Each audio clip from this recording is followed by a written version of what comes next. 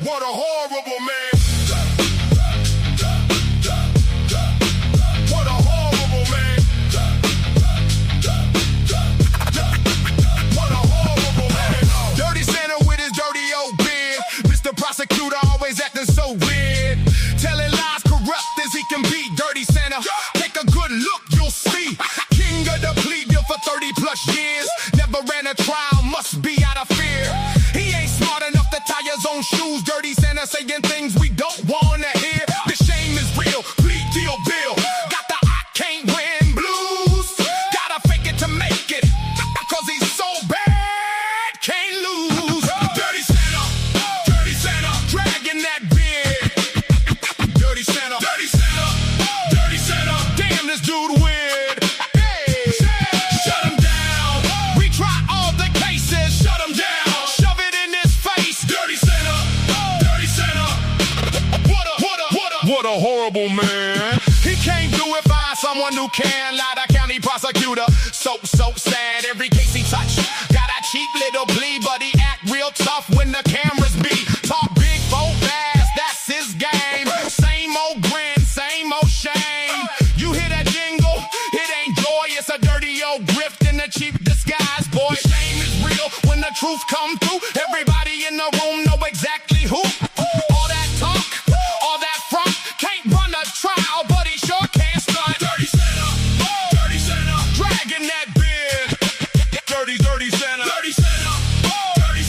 damn this dude weird. Shut him down. Retry all the cases, shut him down. Shove it in his face. Dirty Santa, what a horrible man. Please deal, that's your crown. Watch it crack when the facts come down. You hide behind that old red suit, but the whole damn town see through. Dirty Santa, dragging that beard. Dirty Santa, damn this dude weird. Hey, shut him down. Retry all the cases, shut him down. Shove it in his face. Dirty Santa, what a horrible man. What a horrible man.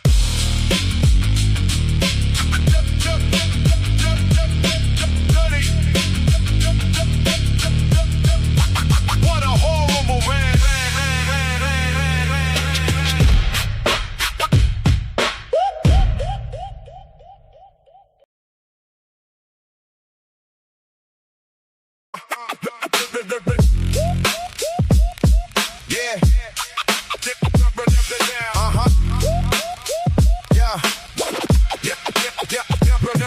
To the guilters, please take a seat. Propaganda spreaders rolling down the street, spreading the lies, dropping the shit at our feet, throwing that nonsense, spitting the lies, talking through they teeth. Don't know shit, only what they think, pushing that narrative, thinking they won't sink, going on day after day. They only wanna see it one way. Take a seat, go ahead, I'll wait. We see you. Too late. Take a seat, you're done, sit down. Propaganda pushers, yeah, sit down. Sit down. Yeah. Sit down. Vivi the puts in Jeffy the Great, throwing out bullshit, boy. I can't wait. Who signed your paycheck? Is it out the whole state? Propaganda pushers, stop now, it's too late. We see you, we see what you doing. Eyes wide open, ain't no confusion. Every little rumor, every fake conclusion. You built on a lie, now watch that illusion. Take a seat, go ahead, I'll wait. We see you. Too late. Take a seat, you're done, sit down. The propaganda pushers, yeah, sit down.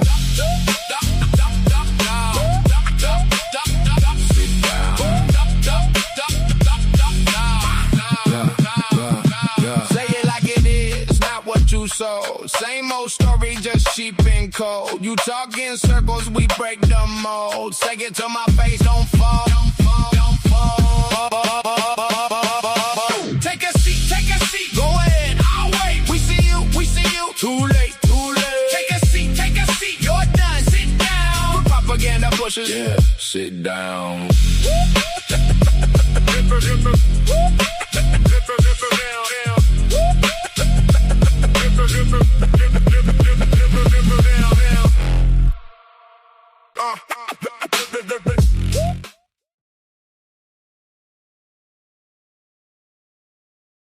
All right, all you beautiful people. Welcome back to the cafe. The doors are unlocked and open for business. It's great to see you all. Happy Monday to you. I hope you're all having an amazing day. Thank you so much for joining us. I hope y'all had an amazing weekend as well. Thank you guys. I seen a lot of you guys over there last night at Hershey's supporting that. Great to see you. Thank you for that. Great conversation I had with Mr. Harsh. And we did get a hold of Mr. Pav, and Pav hopefully will be joining us on the verdict room here very soon. Um, Finally able to get in touch with the man himself. Looking forward to that one for sure. For sure, for sure. So looking forward to that. Thank you all again for being here, joining us as we jump into part 5, back to the basics in the Idaho 4 case. We go back and look at things that happened back towards the beginning of the case to see how the relevance to, or how, what relevance they have to the things and the information we know now. Of course, I will be dropping a link and pinning it for you guys to join me to discuss these things. I can't wait for the discussions with you guys because I love listening to your thoughts and feelings as well. So make sure you guys are hitting the like button on the way through the door, if you will, please and thank you. And share it out. Let everybody know what's going on over here. I appreciate you all so very much. And again, I want to thank everybody that came in on Saturday night and supported Logan over at Bronx Tales TruCrime to help Bronxy get better and back so that he can be back doing his streaming as well. So thank you guys. Nothing but love for you for that. Thank you to my moderators for doing what you do as always and for being here, taking time out of your busy lives as well. That being said, make sure you guys are hitting that like button. Share this out, please, and thank ya. Let's do it, guys. Let's do it. Here we go. Here we go.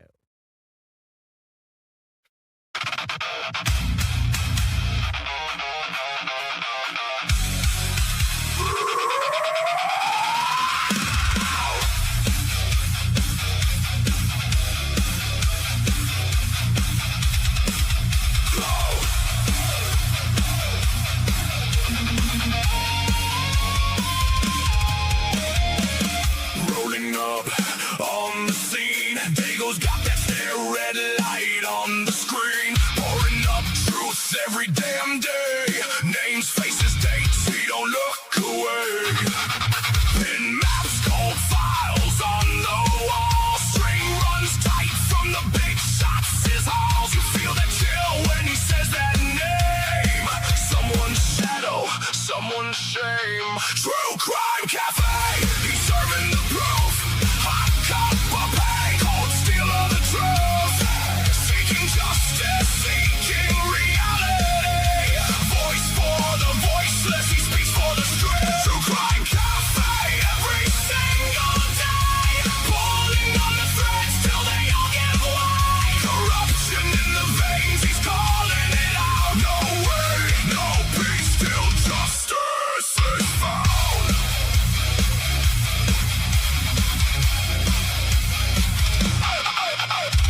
Backroom deals under neon signs. He reads one line, then follows the lies. Crack tape, low sound, he can hear that bleed. Somebody out there, come remember me. He don't blink when the story gets dark. He just digs deeper, strikes that spark. You'll hear that rage rotting under his breath. Every question a dare, every pause a threat. True Crime Cafe, he's serving the proof. Hot cup of pain, cold steel of the truth. Yeah. Seeking justice, seeking reality. Voice for the voiceless, he speaks for the straight. True Crime Cafe, every single day. Pulling on the threads till they all give way. Corruption in the veins, he's calling it out. No way, no peace till justice is found.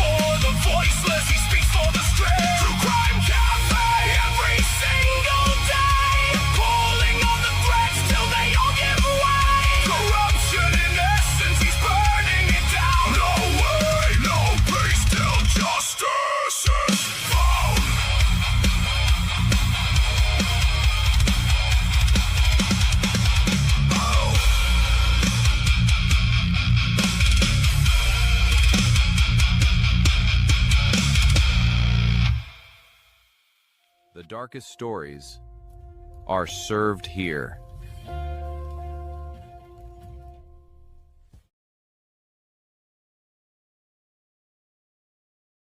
All right. All right. Let's do this.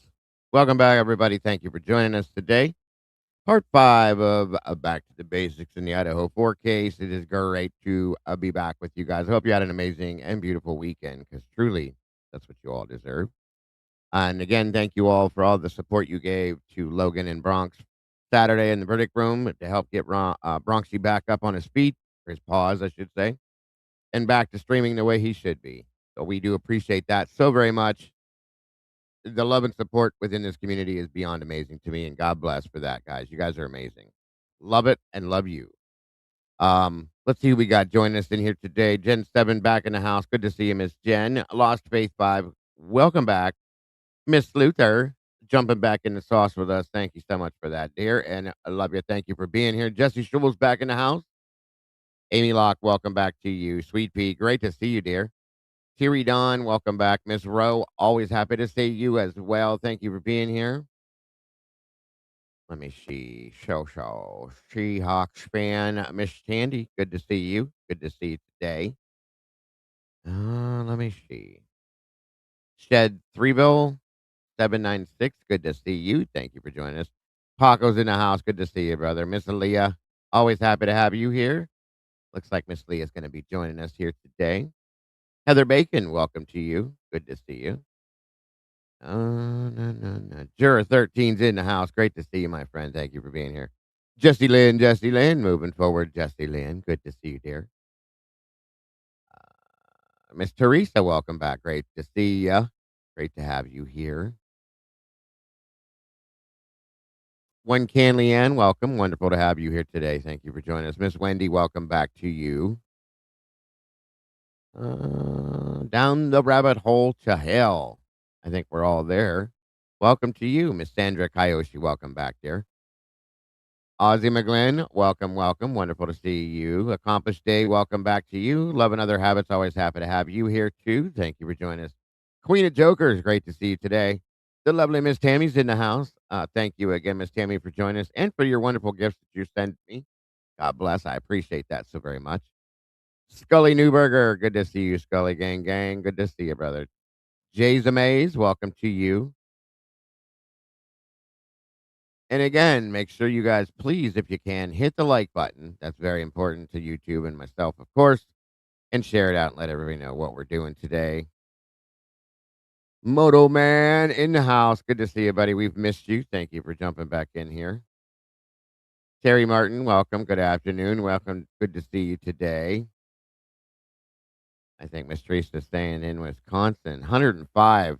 It is. We're supposed to be getting a heat wave, I heard. So, yes, Cat K, great to see you, dear. Thank you for joining us today. I think I got everybody so far Zap Ash, welcome to you. Good to see you. Anybody that's not in chat typing, just staying kind of hanging out in the hallway watching, thank you so much for being here as well. We appreciate each and every one of you more than you guys know. Baby Ames, great to see you. Thank you for joining us today. All right, I think I got everybody. If not, I will catch up with you throughout the show. Let's see here. And I guess, yeah, looks like we do have a couple guests already joining us. Ah, Junior in the house. Good to see you. Hey, Dad. Dylan. And Ms. Aaliyah, welcome. Hey, y'all. How we do? And of course, last but not least, of course, Mr. Moto. Welcome back, sir. Hey, Hey, what's up, Moto. Dago? Good Hey, to see you, brother. Welcome to all of you. Hey, Leah. Dylan, I loved your video. Uh-oh. When you did that response reply with the TikToks, I Oh, loved it. yeah, the I loved 250 sub celebration. Mhm. Did you do one of your reactions, sir? Yes, Yeah, I it was good. kind of throttled everybody, Okay. Sounds good. He did good. and I've taught him well. and I said very nice Yes, you things. did. I said very nice things about you, Dago. He sure Did you? did. Well, good to hear that. Thank you, sir. I appreciate you, as I always do about you. Even though you're grounded most of the time. It's okay. Okay. Rebecca Seidner, good to see you. Tammy. Oh, I did see you. But hello again, Tammy. Blue Devil, welcome back to you. I try my best.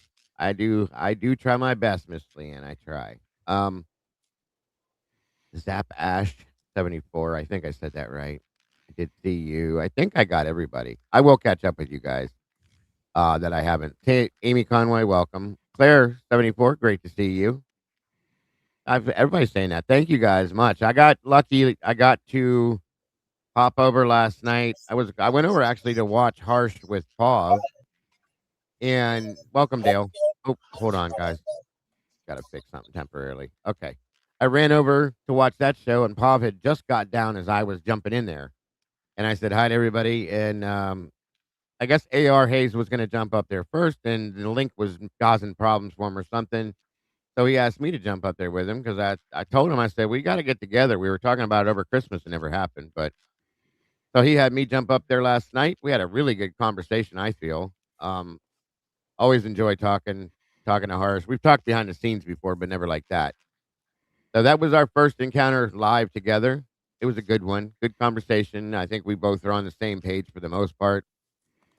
He did say he'll be joining us over here once he gets things straightened out over there. So you guys make sure you guys are subscribed to Harsh Reality, if you will, please and thank you.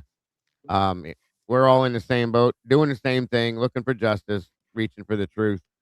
So it's definitely well worth supporting all of these amazing creators that are doing what we're doing, as we are all trying to work together to do this. So, Brando, good to see you. Fox Rooter, welcome back to you as well. And now I'm going to tell you one more thing. What the hell is wrong with Mother Nature? Okay, sit down. Is she going like, oh, hey, kitty. Look at that kitty. Is she having a nervous breakdown or what, y'all? Because like yesterday it was cold. Today it's 150 degrees. And it's been raining. Now it's not. Like, she needs to make up her mind. Crazy. It hasn't been cold here at all. Not the Last week was least. chilly. On and off, it was chilly. But it's hot today. I mean, hot. Mhm. Hey, And Dago, have you ever asked your wife what's for dinner? I'm sorry? Have you ever asked your wife what's for dinner? I ask her almost every day. That's the same way Mother Nature is. Pretty much. Yeah, it makes sense. It does. Well, I don't know, because typically her answer to me, because usually when I talk to her, she's calling me from work, and I ask her, she's like, whatever you're making. And I'm like, that's not what I was asking for. That was her hint to say, I'm not cooking anything. You are. So, but yeah, I know what we're doing tonight. But I get it. You're absolutely right. That's the same thing. Same thing. 95 or higher tomorrow. It's hot today here. Super hot. The one and only Miss Mert. Governor. Oh Lord. I don't know how Mike would feel about that. Mr. I can't think of our governor's last name. Anyway. Wine. DeWine, yeah. Mike DeWine. I'm not a fan. I don't think he'd like that much, but I forgot you live here with us too. Carrie H, welcome. Good to see Sluther doing her thing as always, dropping 5 new memberships. Thank you so much for that. Oh, wow. Yes, very much appreciated. Let me see. Sarah Wood, welcome. Chihuahuas in Crime, welcome. Half Pint, Hope and Happiness, welcome to you. Jen, welcome back to you. Great to see you. New meatballs jumping in the sauce. Thank you so much for that. Take care, Tandy. Don't work too hard, dude. We'll see you a little bit later. Oh, look. Oh, the trolls are in high gear. Do you still believe that the grub truck? I never believed it in the first place. Some idiot on my channel, on my platform did. But I appreciate the $5 super chat. Trolling away. Crawl back under your bridge, dear.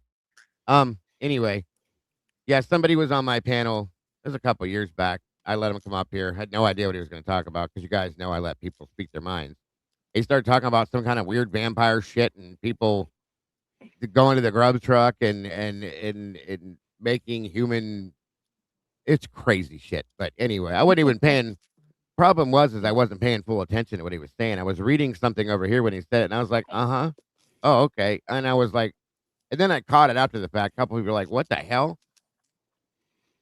I didn't agree with him. I was just saying, yeah, I didn't agree with him. And if you think I agreed with him, you don't have much going on upstairs. So, anyway, I've explained that I don't know how many times, but this is what happens when people get mad because you disagree with what they think. They try to start shit with people. So, again, I appreciate you wasting your money on me though, and the view too. Thank you. Nobody ever did, Jess. I can't remember the guy's name that said it either. It was crazy. It was what it was based off of. I found out. You guys know that one doctor? I can't think of her name. She's blonde. She's an older lady. She's very strange. She's one of the experts that they pull up on the like Banfield and stuff. I can't think of her name. I She think brought I it up. know. I think she brought it up because of Dr. Ramslin doing the things she followed with the vampires and stuff. She brought it up, and she I don't know if she believed it or if she like thought it was part of this or something. The way she explained it doesn't make sense. Anytime I see her, I try to run the other direction. But anyway, she she said it on a live like MSM TV show that they have, like Banfield or something like that, and everybody just kind of like it was kind of like the four squares like we have up here. Everybody kind of like slid sideways, like yeah, you know. And ever from that point forward, I was like, "Oh, good God Almighty, okay." But yeah, yeah, it's pretty crazy shit. That was something somebody tried to use against me years ago that didn't like me as again this lost soul here is doing. Kiss me where I pee. Good to see you. Thank you for being here. Pinto Sack, welcome back. Mary Holt, Beelzy, good to see you. Miss Cat K, Carolyn Prestage, always wonderful to see you. There is a course taught at U of I on self-identity as a vampire. Professor Catherine Ramslin was the consultant. Wow. See? Wow. Well, it doesn't mean this has anything to do with that, guys. I'm sorry, but I can't follow. I never have followed with any kind of, and I'm not saying that anybody that believes it is there's anything wrong with them, but when it comes to like ritualistic or cult like stuff with this, I don't see it. Welcome, Miss Susie. Good to see you from Liverpool. Thank you for joining us. Well, I mean, the only cult that's involved here is Greek life. Well, and Yes. MPD. I think Yes. MPD is a cult Thank you, too. I'll just be Dylan. honest with you. Oh, that's just typical blue wall stuff. They're Welcome. pretty Freemasons. I'll be a vampire. It's okay. I always wanted to be when I was younger. Thought it was cool, you know. I played a game called Vampire when I was younger. Always dressed. I loved vampire movies. Hey, Noni, good to see you, dear. Anyway, so Dylan, you had a good weekend? It was a weekend of learning. Okay. And of course, Miss Leah, you? Yes. That's good. I had And that interview this morning and I don't know. I may be working from home. I'll start part-time first and see how it good. works. Are you Well, going I to hope that continue? works out for you, Leah. Yeah, Do what? definitely. I said I hope that works out for you so you can work from Oh home. yeah, it's my skills. I finally get to work at a Well, desk, at a computer. it'd be better than breaking your back every night like you do. Thank Mhm, God. mhm. I hope so. I hope you get it and does Yeah. well. I hope it goes to full time for you. You know what I mean? Yes, I know. Yeah, absolutely. Fingers crossed for you.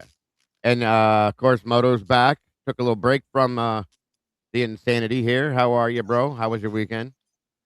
My weekend was great, Dago. Had a great time. Did some family stuff. Did some relaxing. But did I miss anything or anything big? No, nothing of any severe importance. Other than the same stuff. I mean, Lana has uncovered some very interesting information. I think that could be a problem. I believe that it definite needs to be exposed when it comes to the financial aspect of what's going on in MPD.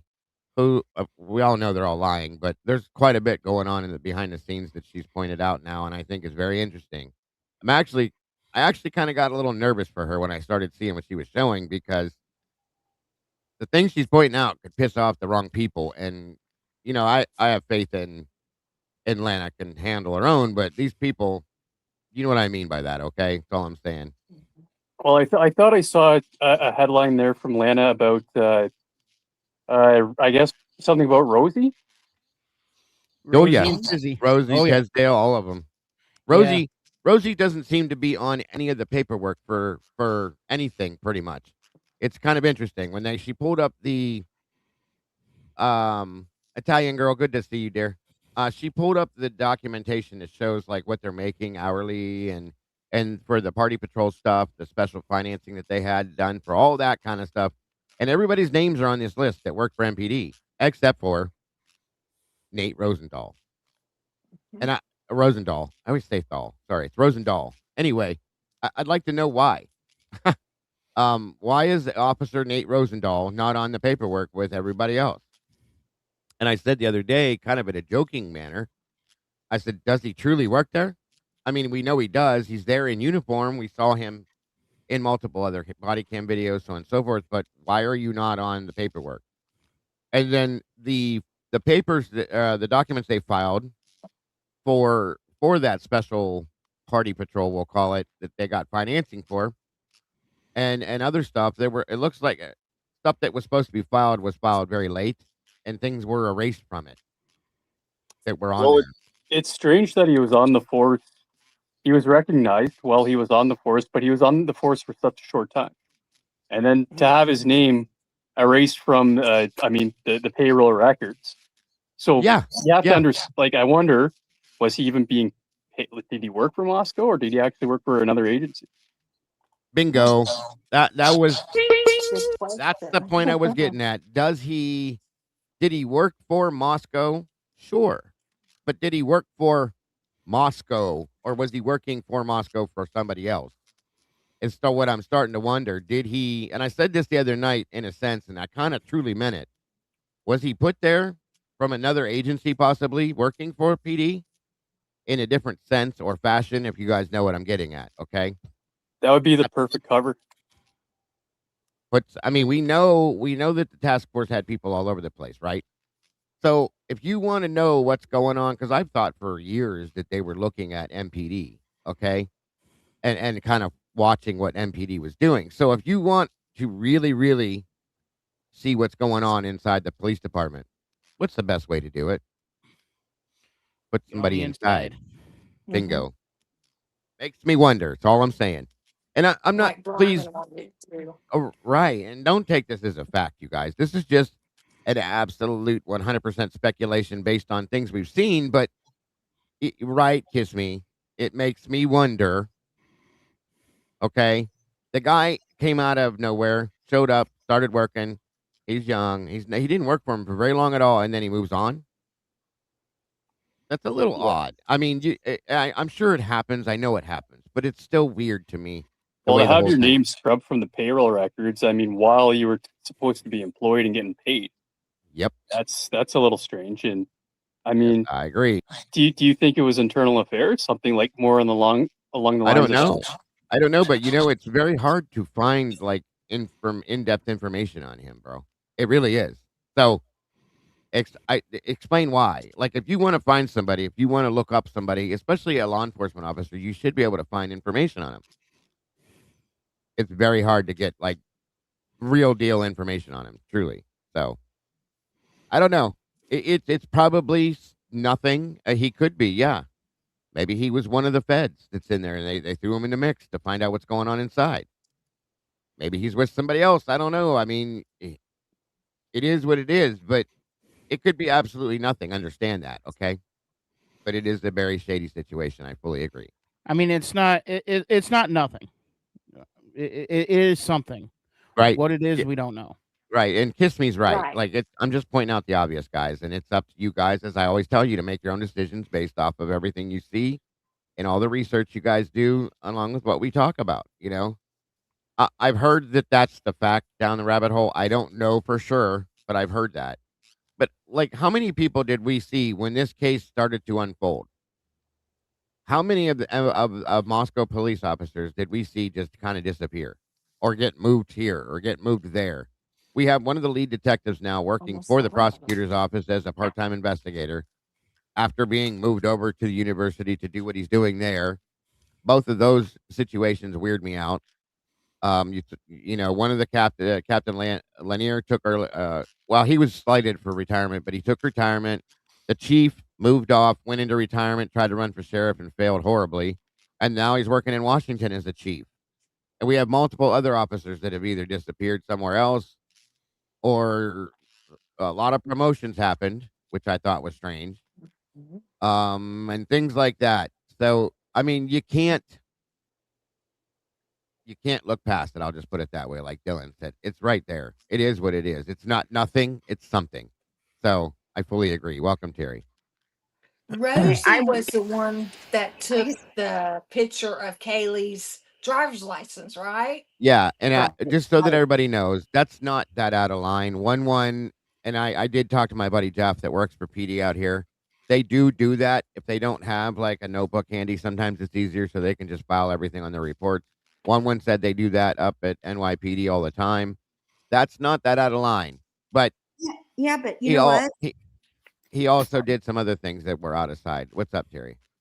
If you watch that video, this is what I've been told that too, that it's if they don't have like the information, like can't call it in or anything, so they'll write the information down. Yeah, But if right. you watch that video, they started off at that one frat house and Yeah, they had no reason to be there. they passed their car to get up to the other Well, he said we might as well go down and do this too. My problem with that entire video, that whole interaction, they got a noise complaint call to go to Jack DeCour's house, right? They go, they talk to him. They Mhm. turned around, and like you just said, they walked past their car, decided to walk all the way down and around to 1122. There was no call for that. There was no loud music coming from there. We all listened. I made you guys listen when we watched the video more than once. Do you hear any music? No. Why did you go there? There was nothing going on. Because he said he Nothing. could see the speaker, which you could not see. No, unless you were looking for it. Sure, it's in the back, like slider through the window. You couldn't see that, And and then you they couldn't lied. hear it, guys. They There was knocked. no music coming from there. They lied and said they knocked. They never knocked. They definitely lied. They were lying. The Well, whole they thing was a said they farce. knocked in the front, Yeah. Yeah. Bullshit. The whole thing is a bullshit. broken around the back. It's a Mhm. garbage, folks. These guys. Something's off, completely off with that whole thing. There was no reason to go to that house. I None. mean, if they didn't have, they didn't stop at their car, so they didn't take pictures of any of the guys. So you can't tell me that they didn't have a pad or something. That is, to me, He had a notepad in his pocket, but yeah. Hey, Silent G, good to see you, my friend. Musical contestant, welcome back. Susie666, good to see you, dear. I just saw somebody else that I missed too. I have a question. Smiling Sleuth, there she is. And Joanne, welcome to both of you. Thank you for joining us. Yes, ma'am, go ahead. My question is this, and I don't know, this just occurred to me last night, and then I'm like, you know what? I missed out on a lot, so this has probably been talked about. But didn't they say in the beginning that, I can't remember, one of the victims had like 2 holes, like they thought a taser had been used? What do you mean? Where? Like I guess if you use a taser, it leaves like 2 little like marks, like It can leave if you use that type. It can leave little burn marks, but it won't. right.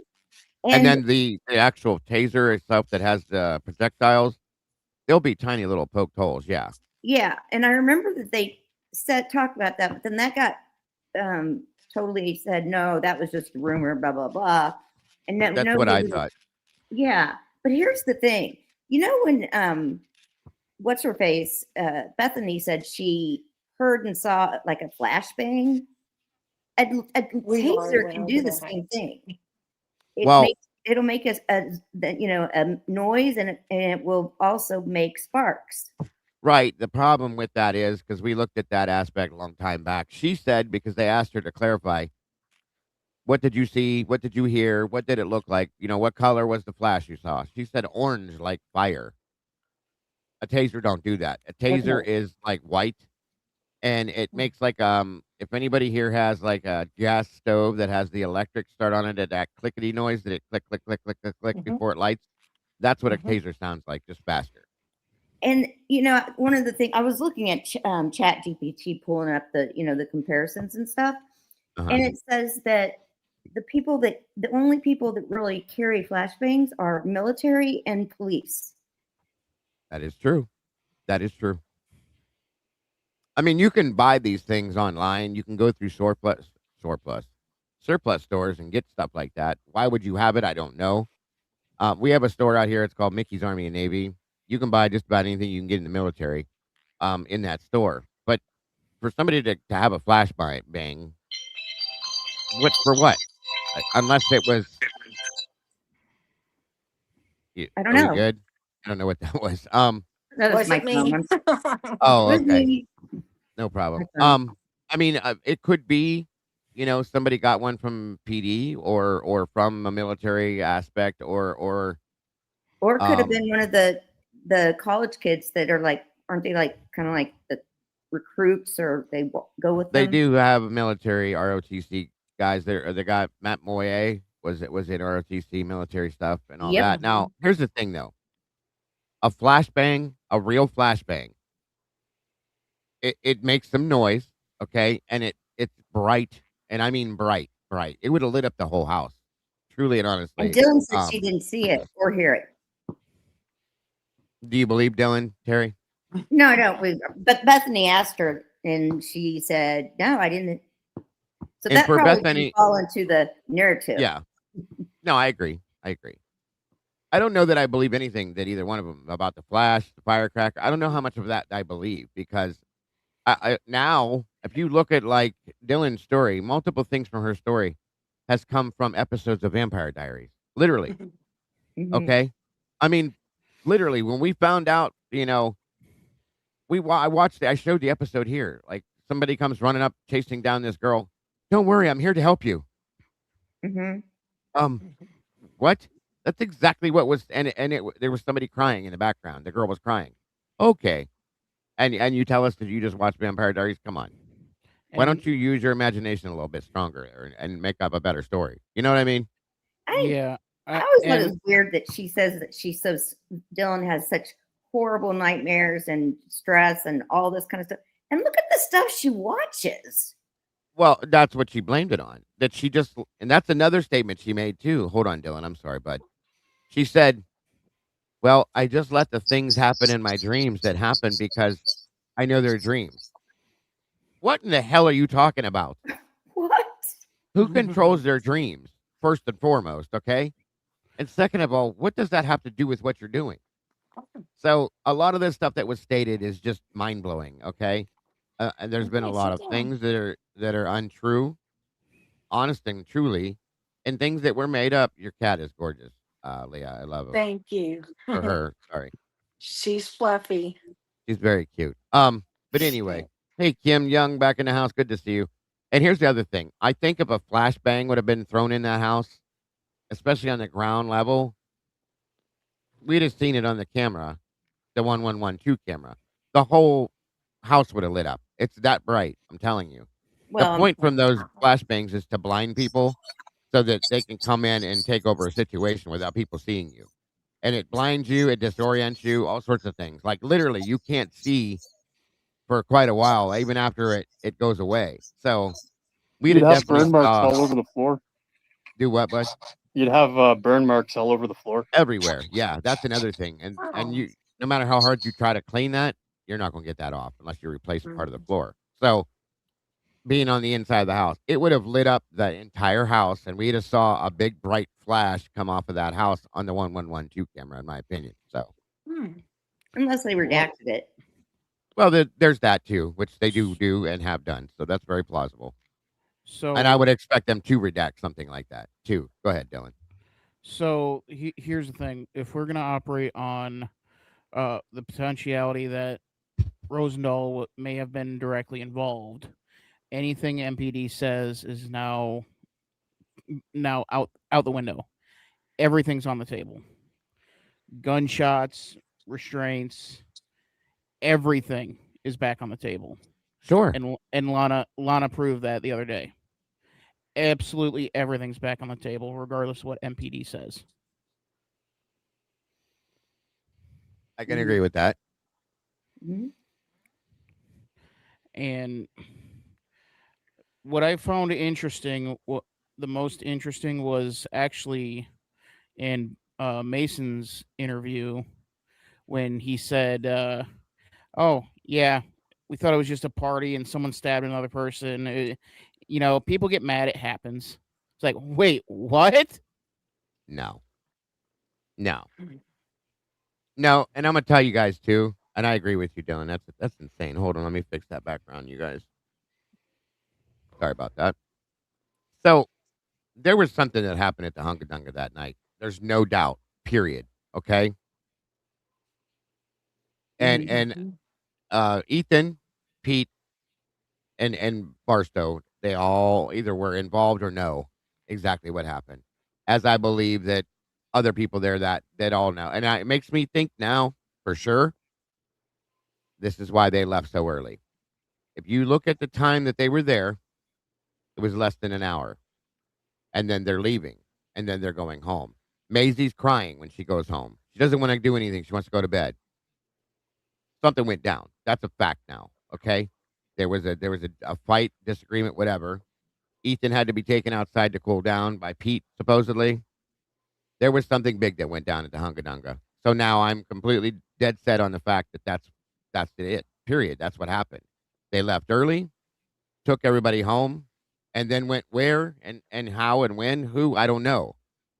The blue coat that we've been seeing that I've been all crazy about, balled up underneath the TV in the living room, I do believe now belongs to Pete. Okay. Hugely, I believe that now. Um, I want to know who went back to the house and when. We're not getting any truth from any of the interviews, folks. We already know that. There's no truth. Every single one of them should be taking a polygraph test, and I guarantee you every single one of them would fail. Mm-hmm. They would all fail. And it's not for the case because it's inadmissible. I know it. It's junk science. Just to prove that they're lying is all I'm saying. Right. That they're Right. lying about everything that they've talked about, in my opinion. I mean, it would have put them, if nothing else, it would have put them on a better path, a more direct path to follow than what they're Sure. doing. Grabbing Absolutely. here, from there, then there. It would give you an actual timeline if that happened, because people would be saying, Right. Hold on 1 minute. Excuse me. Troll face here. Post the video, Dago agreeing that they were selling human. Nobody cares. Nobody cares. Internet's forever. It is what it is. If you want to be the asshole that you are, go ahead and do it, guys. Nobody cares. Nobody likes you. Do your thing. I allow you to be in here just so that you can make your stupid statements because you're human not relevant. newspapers. You're highly irrelevant to anything. So go find a life. Bye bye. Anyhow, sorry guys. I'm tired of just letting these people slide and do their ignorance. I You're not know. affecting me. You don't hurt me. You don't bother me. Go talk your shit somewhere else. I'll show the video for you. I don't care. I never agreed with the guy. I was just listening to what he was saying, going, as I was reading something, and I missed what he said. So it is what it is. I don't care. These people are just garbage people, in my opinion, all of them, because of the way they do and talk to people. So I'm sorry, you guys, for interrupting. My apologies. It's okay. Bertie does the same thing when he gets those weird theories when people call in and they say weird theories. I mean, Bertie does the same thing. He goes along with them, Right. Yeah, I'm not. It doesn't mean just because you agree and nod your head and say, I Mhm. understand. Sure, I get it. It doesn't mean you feel the same way. And if your brain is so small that you don't understand that, I'm sorry. Not my fault. Mhm. Anyway, but yeah, I give people the opportunity to voice their feelings and opinions. Doesn't mean that it's a fact that it's been stated, nor that I believe in it. So it is what it is. Like I said, this is all they know how to do. When they don't like and get their way, this is what they try to do. Just Mhm. because somebody came on my panel, for those that just came in years ago, I don't even know what his name was, and he had made a statement about I can't remember the full because, like I said, I was not clearly listening to him. I was reading this, watching chat, and listening to him at the same time. He started talking about vampires at one point, and then like cannibalism with the grub truck, and I was just like, mm-hmm, sure, okay, not agreeing. It doesn't mean I agree with you. You know what I'm saying? It's just I'm giving you the opportunity to voice your feelings. I'm not gonna sit there and say, "Are you stupid?" No, I'm not gonna do that, but whatever. And like I said, I wasn't, like, fully listening to him, unfortunately, because he was just rambling, you know? It is what it is. I Hmm. can't remember his It's name. okay. Hey, Bubbles, good to see you, dear. But he got blocked, and he was taken off the panel, then blocked, and he's never been back, so whatever, it is. She's just bored, and this is what she does in other channels and doesn't like it because people call her out when she does her stupid shit, so that's why they do this. But like I said, go back to underneath your bridge.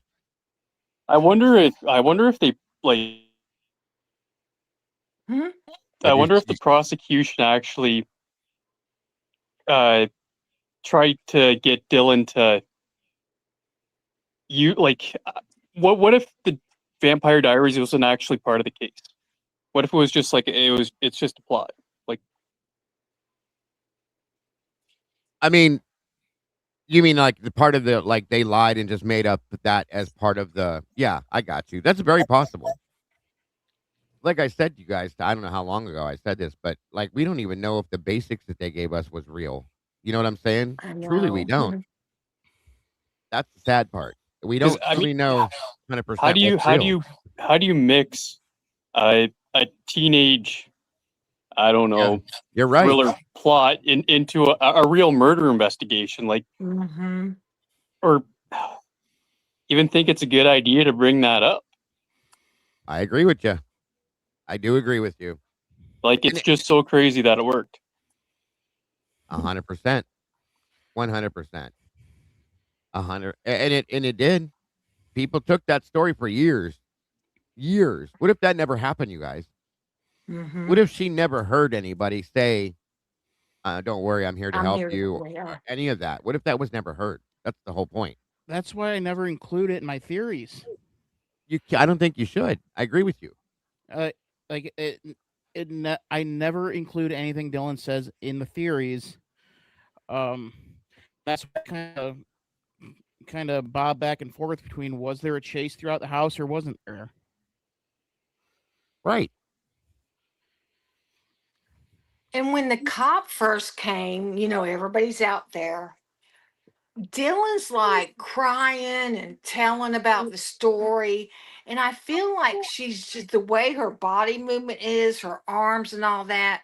I just felt like she was putting on for everybody around her. She wanted everybody around her to hear. And I felt like it was just an act. I agree. Yeah. Typically, when you're actually traumatized by something, you shut down. You don't open up. Yes, sir. If it's That's real, true. You go in shock. Well, hey, Dylan, Bethany never said a thing. She uh, was quiet.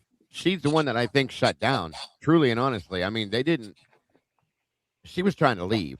I truly believe that Bethany was ready to leave until that cruiser turned the corner, and she was like, "Oh shit." She was stuck there then. Okay, and she knew that. That's why she said, "Am I going to be able to go home? Am I going to be able to do this?" She completely shut down, and then got as far away as she could. And I think the phone calls that she made that morning, because again, I can't believe that this girl was what, 20, 19 or 20, okay? Her 19 daddy's a at the dentist, time. 19. So her daddy's been a dentist Oh, that's uh, all 19 years of her life, okay? She knows what happens when you have a toothache, folks. You take the mm-hmm, ibuprofen or whatever. You don't call dad and say, "My tooth hurts. What do I do?" I think she called mm-hmm, dad and said, "What the hell do I do?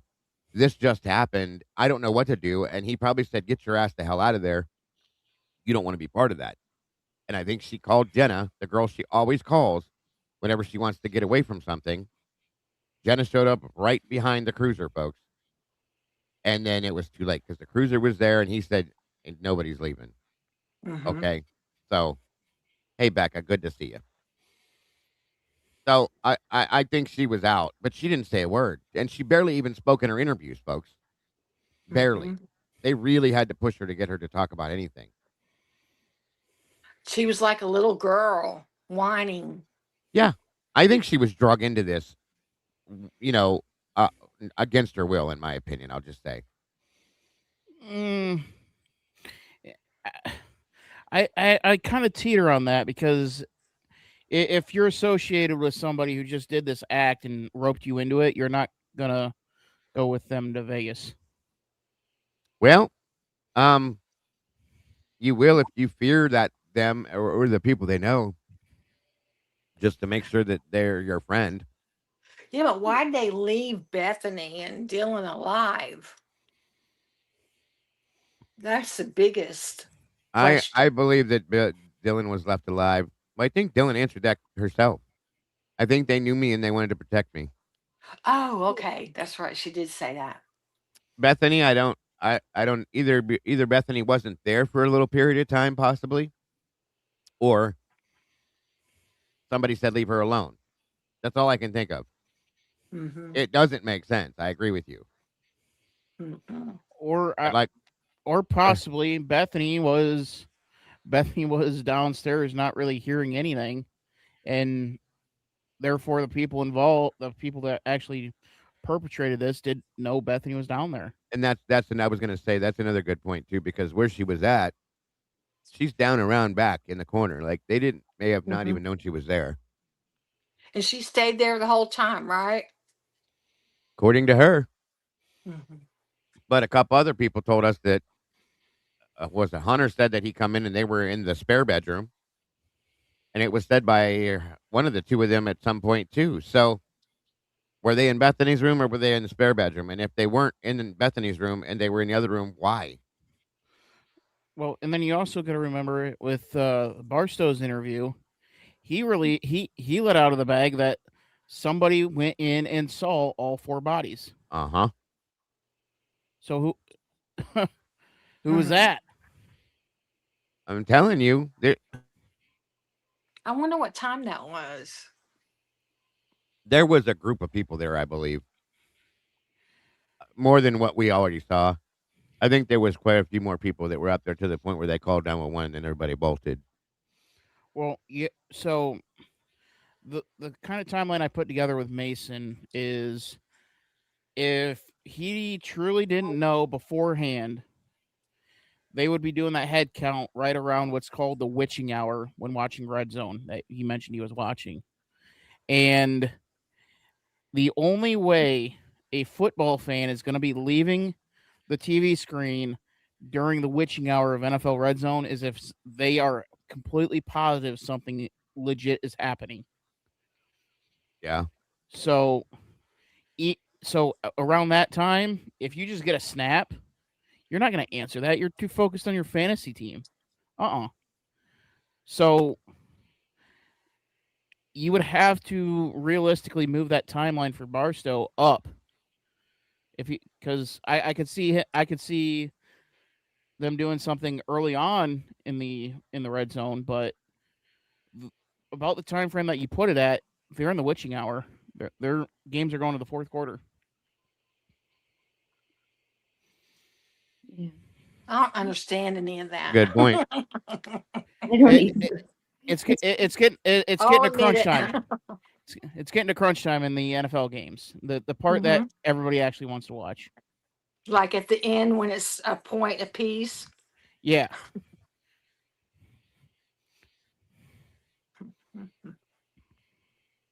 It is a good point, and we don't know. You know what I mean? I agree with that one too. Contest, I don't think they were either. Well, I think if anybody was, Bethany was. But Mm-hmm. welcome, Miss Lori. How are you? I'm Hey, good. How are you guys? Wonderful. It's good doing to see you. good. It's been a while. Yeah, thanks. I know it has. I'm adjusting to not working anymore and learning to pace Oh, with I got that. you. I get it. I went through that too. It's not fun. Rough. Yeah. Takes a Yes. while. So I hope you guys are all doing well. I wanted to jump in if I can and put my two Mhm. cents in without Absolutely. Bethany. That's what we do. Yeah. So here's my thing. I think with her saying her for with her saying that she specified 10 seconds that she went out with Maddie with the dog, that right there to me is a big clue that she knew something was going down. I Hmm. think that the 10-second thing is total BS. I don't think it And ever happened either. Yeah, and maybe and that time frame is when I think things started, because it's also, she says it was around 2:30, and then the girls' phones, Maddie and Kaylee, started kind of, that's when their phone calls started, and then their phone calls ended around 2:53, at 2:53, and then their phones went dark. So there's no way that Kaylee, I'm sorry, was in the living room at 4 a.m. dancing and singing and with Mark. No, No way in hell that happened. I'm sorry. Dylan is making that shit up, okay?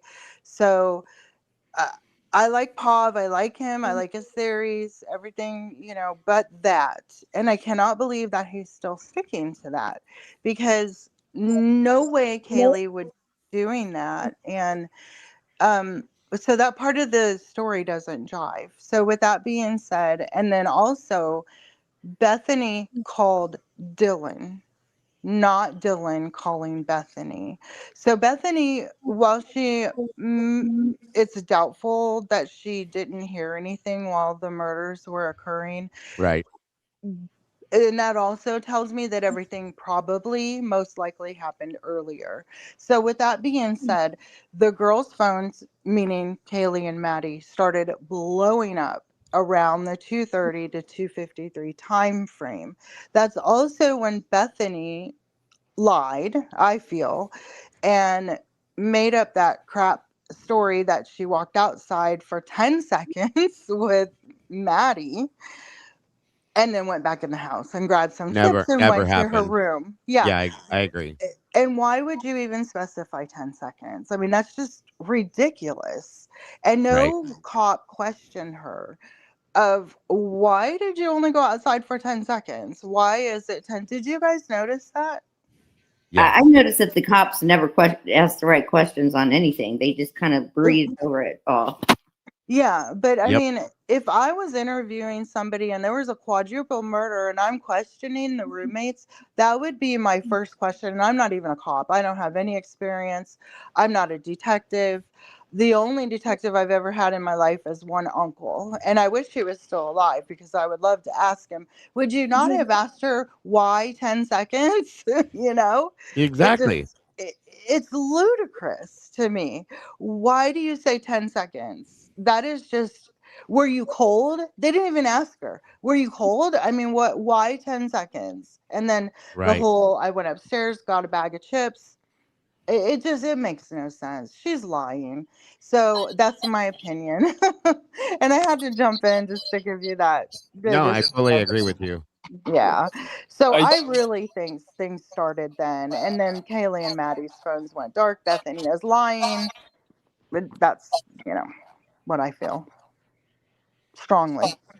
Go for it, Moto. I'll do I some agree. conjecture in here. I Okay. honestly think that they never asked they never asked them questions because they really didn't care about the answer. I mean, it's as simple as that. They Good point. they knew what was coming. They didn't need to ask a question. They were just going to go with it anyways. They already had the ending in mind. With the, yeah, but what about the roommates? Like, I just don't understand why they don't want to know what their what part they played in it, you know? That's what the Because burglary charge was about, is I feel, and I didn't come to that conclusion on my own, I have to say. It was something that Bertie brought up and I saw it on his channel, and I strongly feel that it was in the Madison book. Have you gotten to that part yet, Dago? In the book, the Maddie No, book? not yet. No. I hope you do a excerpt on that or a stream, because I find that super interesting. The whole theory behind the Idaho code, and that being the reason for the burglary charge, to protect Bethany and Dylan. Mm, Absolutely. The Absolutely. Idaho code. Yeah. yeah, I yeah. don't think they were trying to protect Dylan and Bethany. I think they were trying to protect the narrative. I don't think they gave a fuck about Dylan and Bethany. Like, because, so you think they used them to protect their narrative? Is that what you think? Absolutely. Yeah, that makes sense. But what if they were involved somehow? Because we also have the fact that Dylan, by one of the victims' own mother's mouth, which I know we can't really trust Christy G, but out of her mouth herself, at the very beginning, it came from her that Dylan came all the way to Rathdrum to have Kaylee come back to Moscow that very weekend. Begged her, hey, come back and be my plus one.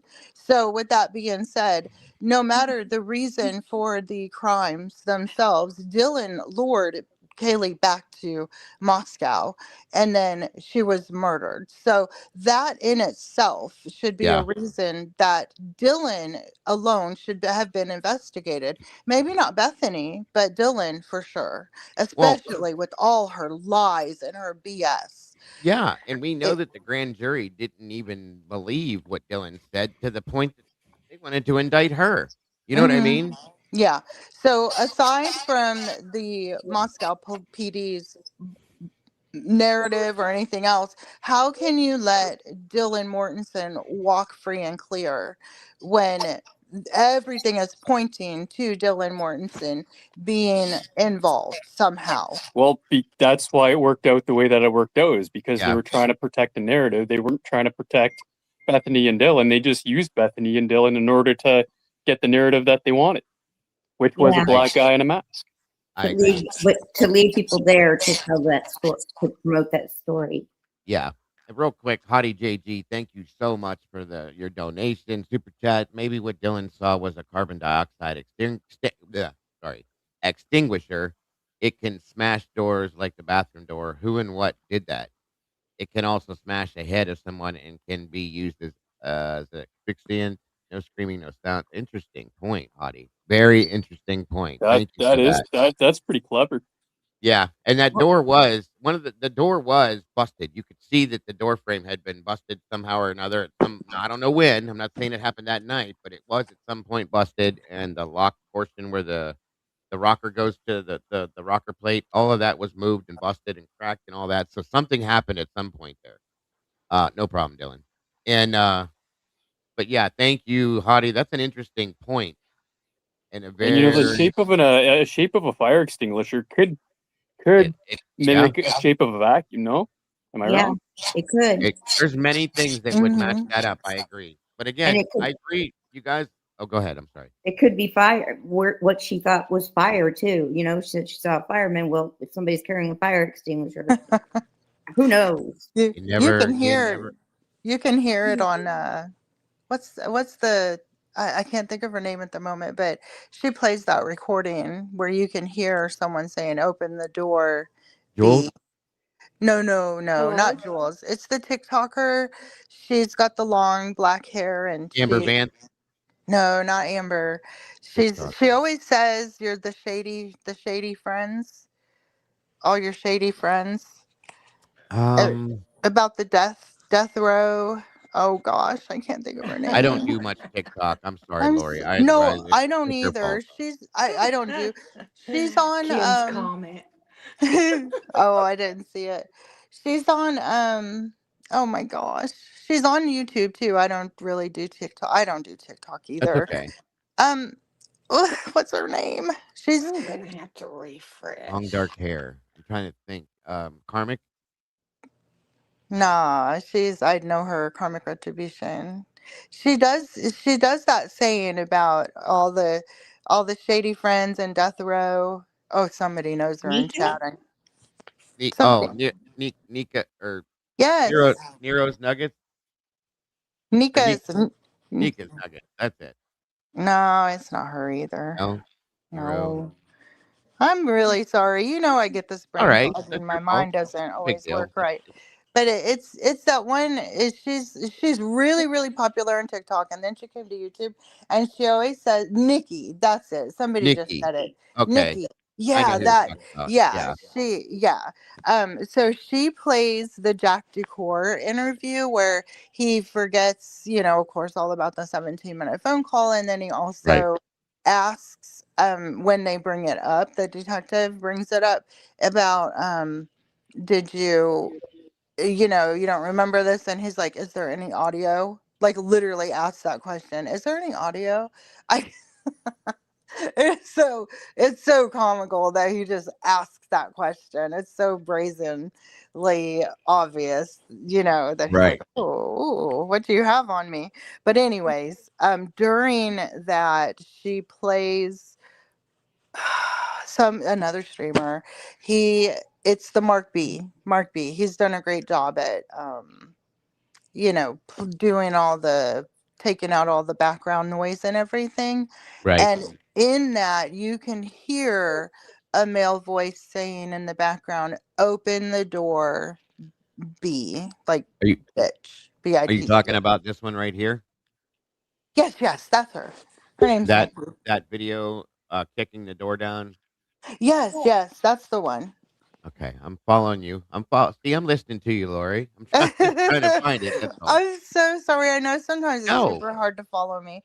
you're So fine. that You're fine. the fire extinguisher though that you were talking about, that absolutely could have been used, like Yeah, for that's what I sure. said as I was reading that, with my experience with certain things. That is a very, very interesting point, It that, is. Hottie brought up there. I never thought of anything like that. Yeah, because she actually in this video, if they watch that, she brings that up in several videos really. But because whatever door that she's referring to in this video, you said it was the bathroom door. Which floor was I it? think The on the second floor? second floor bathroom door, Xana's yeah. Xana's bathroom. Yeah, and see, you can't tell me that Dylan and Bethany didn't hear that. Even Bethany, You can I hear it outside. yeah. There's no way that Bethany didn't hear all that. So maybe I she think it's possible that that thud that people heard was very likely possibly that, the door yeah, being slammed in, you know what I mean? yeah. I That's mean, if take here's something I wanna show you guys now that that's been brought up. mm, Think about something here real quick. mm, Look at this and look at how big this is, okay? These are heavy, and Imma tell you right now, imagine what this could do to somebody's face if you used it as a weapon, okay? Thinking about what happened to Kaylee's face and so on and so forth. Somebody was holding this by the handle and by this portion here and here and used this as a weapon to bash somebody's face in, you could do a whole lot of damage, guys, no lie. Well, So, I mean, I could see the mm. resemblance of in the dark, thinking that's a some sort of a vacuum. 100%. I mean, it does kind of have a triangular shape to some aspect if you're looking at it in the dark, carrying it Mhm. in your chest like this, down low like that, going forward. Yeah, I could see it. I could truly see it. Let me see. Interesting. So anyway, I wanted to show that to you because that's what Hottie was talking about, and I guess we'll listen to this real quick and see what Miss Lori was talking about here. Hold on a minute here. I don't think I've heard this.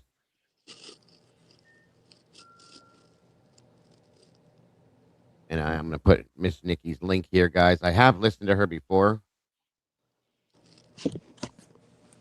Yeah, There's she's her link. got. I wish I could tell you exactly what video. I know she's done several recent ones Well, this is that the one have about Jack Decor and kicking the door down. and kicking the door down. Okay. Let's see if this is it real quick here. And don't you come back no more, no more, no more, no more. Hit the road, Jack, and don't you come back no more.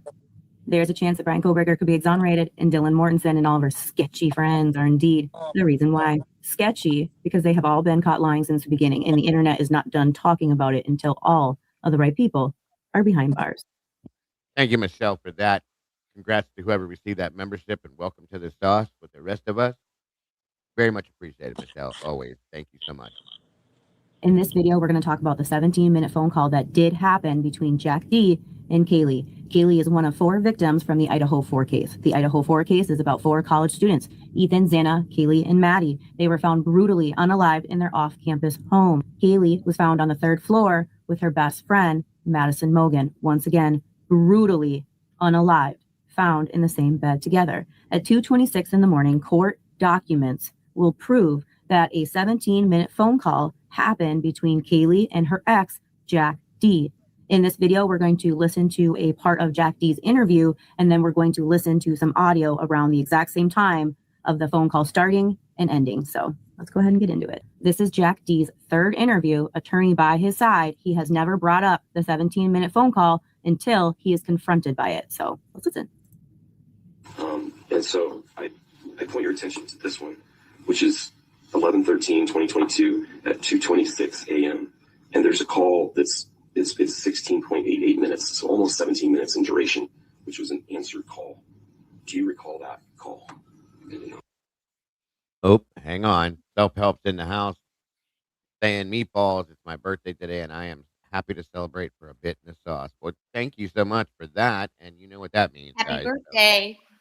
yes, make sure you guys wish self a very happy Yes, birthday. happy birthday. And of course, we will definitely be celebrating that. Thank you so much for the super chat and happy birthday. I hope you have an amazing day. But I promise you, before you get out of here today, you're going to be getting it from us. That's for sure. Exactly. I should be sending you the super chat, not you sending it to me. Is it a call from her? Yeah. It's what time was that? That's the very top one. It says it was at 2:26. It was an answered telephone call, and it went on for almost 17 minutes. So, do you recall that phone call? I do not.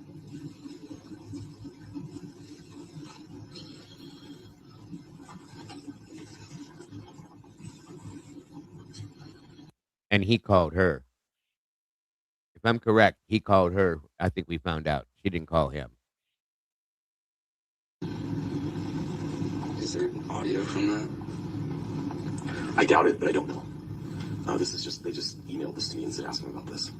So. Did it say if it was FaceTime or if it was? Can you tell? Yeah, it says, if you look here, it says, if it's a FaceTime, it says FaceTime. And if it's just a phone call, it says just phone. So it looks like it was a phone call, it was answered 2:26. I do remember seeing that on my phone, but I do not remember answering nor. So let me ask you again. Have you ever had an experience? Can you where stop that, Dago? Yes, ma'am. Did you hear that? Jack said, I don't recall answering that. And then the detective said, yes, you did. But if I'm correct, didn't he make the call? No, Kaylee called him, and you'll hear it later in the video. I thought we read somewhere in a document or something that he Yeah, I made the thought we call. did too. No, he did. Kaylee called Jack, and that all is going to come out in this interview, and it is just unreal. But yeah, if you rewind it, you'll hear it. And then Jack, though, did you hear him say? Is there audio? Is there any audio? Is there any audio? Yeah, I mean, it's just unreal. The egotistical, just the pompous way that he says it. And there's no emotion, nothing. Okay, I'll be quiet. No, you're right. And you don't need to be quiet. Absolutely right. It's very interesting that it should be bigger issue than it is. It is. It's shocking. It is. It's shocking to me. I can't believe it. I'm right there with you. Have you ever had an experience where after drinking you've had a phone call or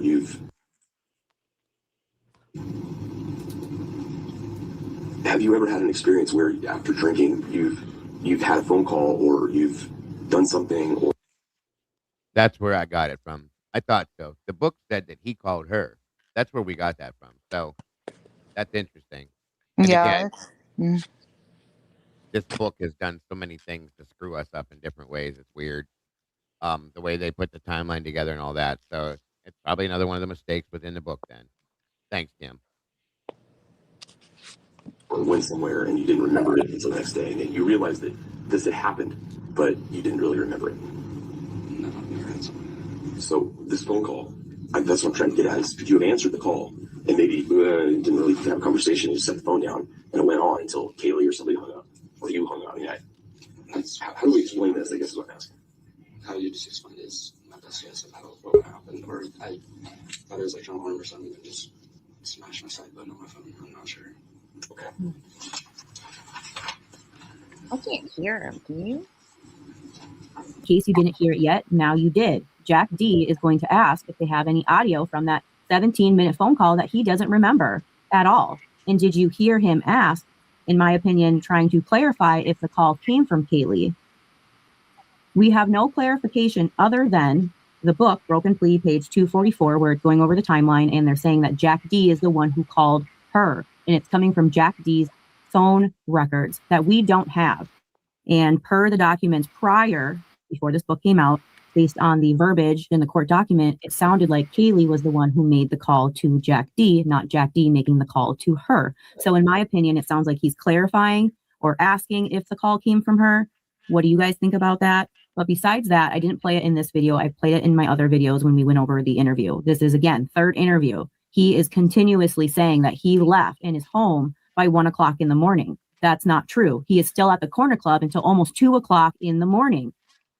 Third interview, still saying 1 o'clock. That's not true. He leaves the corner club around the exact same time that the girls leave the grub truck. Now I'm going to go ahead and play some ring audio footage that we have. So let's listen to what's going on at the exact same time that a court document will prove that a 17-minute phone call did happen between Jack D and Kaylee.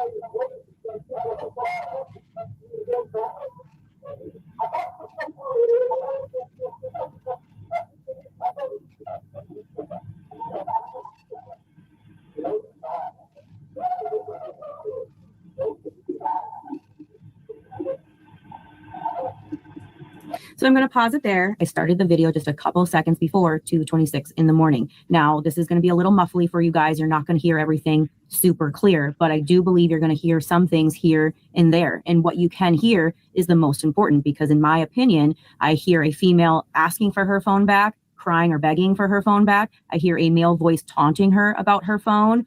And then I will play later, when that 17-minute phone call should end, I'll go ahead and play that audio for you guys as well. But again, this is everything I think I can hear. I encourage you to do your own research. This is mine at 2:26 in the morning. What the F? Who in the F? This effing stinks. You're filthy. All right, who's the brains around here? A vehicle shows up and is passing 1112. I'm going to replay this part for you guys one more time. I encourage you to listen right after. All right, who's the brains around here? You're going to hear the vehicle, even though you can't see it, but you're going to hear it. When that vehicle is going around during that exact same time, I feel like I can hear something going off, an instrument, possibly that starts with a G. I was on my TikTok live and we listened to this part several times. I think it was like 50-50 between people thinking something was going off, an instrument going off that was not a firecracker, or possible like brakes squeaking at that time or something like that. After the vehicle goes by 1112 and that noise goes off at that time, then I hear, no, no, no, B word. What did I say? I hear a female say, it was all fake. You're wrong. I hear her say, give me back my phone. I hear the word phone clear as day, again from a female's voice. Then I hear from a different female voice, who called to tell on us? I hear a female respond, no one. I wasn't effing calling anybody. Or Now, I've heard that whole who told on us thing before in another video, so I heard it myself. I'll say that much. Hey, Noel, good to see you. Halls is in the house. Miss Kim, good to see you. North Carolina Mountain Man. Sharon Dombrowski, good to see you, dear. Brenna Lilly, welcome. Good to see you. Emil Ray, you as well. I think I picked everybody up. Deborah Tutro, good to see ya. Again, back to the basics, part 5. We're going back to things that went on from the beginning of the case, going through them, listening to them, looking at them, talking about them, all that, guys. So welcome, Moonflower. Good to see you, dear. Thank you for being here as well. Hey, Dago, thanks for having me up. I got to go eat dinner. All right, bro. Good to see you. Thank you for being here, and I hope to talk to you again soon. See ya. Oh, yeah. All right. Yep, you too. Well, they say. Oh, Yes, welcome, Skilla. Good to see you, Miss Noel. Come back. All right. Wait, we're on Ronnie Stevens. Good to see you. Thank you for joining us. All Well, right. thanks. On we go. Are we good to go? I think so. Can you hear me, Dago? Yes, I hear you. Okay, Let's do it. okay, I got your back. I wasn't effing talking to anybody. I'm going to replay that part. When I hear the female respond, I wasn't effing talking to anybody or I wasn't effing calling anybody. It's just, she sounds so scared. It's just so sad. Let me know if you can hear that. I wasn't effing calling anybody or talking to anybody. He's nice to me. Then I hear, Murphy, just come get the dog so he's safe. Quinn, no, no, please let me go. Do not fuck with me, Kaylee. Around this time, if not a couple seconds before, we're still within the 2:26 minute when the 17-minute phone call happens. At this time, you're probably not going to hear it in this footage. Maybe if you go listen to, and sit right in front of the computer, there's maybe a phone or an alarm going off around this time a couple times. Again, you might not hear that right here. Get that, Jack. Get that, Jack. I really want him to stop, from a female voice. Give me back my fucking phone, dog, from a male voice. It's taunting. I believe he's taunting her and making fun of her about the fact that she doesn't have her phone and the fact that she's begging for her phone back. And then I hear, sit the F down. He stabbed me. Then there's a terrible, terrible, terrible scream. Right after that, you need to be told, get the F out of Kaylee's area, assuming they're talking about the dog. Good God. I hear a female say, he's not my boyfriend. I hear a male voice say, you were double dipping. She responds, no, I wasn't. The male responds, I thought it was broken. And I did hear the double dipping thing in another video as well. Just I heard it personally is what I'm saying. So just saying. And something about a backup account. That's what you do when you go off to college. Don't let him do it to me. I got so fucking lonely, dude. I fucking love you, Kaylee. I thought we'd be forever, Kaylee. I got a job. Good God. Quinn, please let me go. No. In my opinion, the motive for what happened to Kaylee and Maddie lies within 2:25, 2:26, and 2:27 in the morning. Specifically, when we can hear, in my opinion, a female asking another female who called to tell on us. Then just a minute later, in my opinion, we're hearing, I thought it was broken. Something about a backup account. That's what you do when you go off to college. For a while there, I thought it was possible that I was hearing, I thought it was Mogan. Something about a social media account. That's what you do when you go off to college. Just last night during my TikTok live, the TruCrime community showed up on TikTok and we listened to this over and over and over again. I shared with you guys a few other words I have on my timeline for possibilities of what could have been said there. I gave you guys. Welcome, Davey. Good to see you. Miss Tomboy joined us up here today, guys. Good to see you, Tomboy. How are you, dear? Hey, Tomboy. Hey, Tomboy. Mute button. She might be driving. On we go. The options broken, Mogan, loaded, joking. After listening again and again and again, so many people, including myself, believe we can hear the word broken. And in my opinion, I hear the word account after. That's why I had kind of assumed she was being confronted about a social media account, which I do believe she is. But again, listening to this with my community, they were thinking they heard backup account. That's what you do when you go off to college. Again, I'm going to replay it for you guys, but just a huge shout out to my community for showing up and listening to that part with me over and over and over again. I truly believe we're getting closer every single day, but in my opinion, the motive is right there. So let's go ahead and listen to it one more time.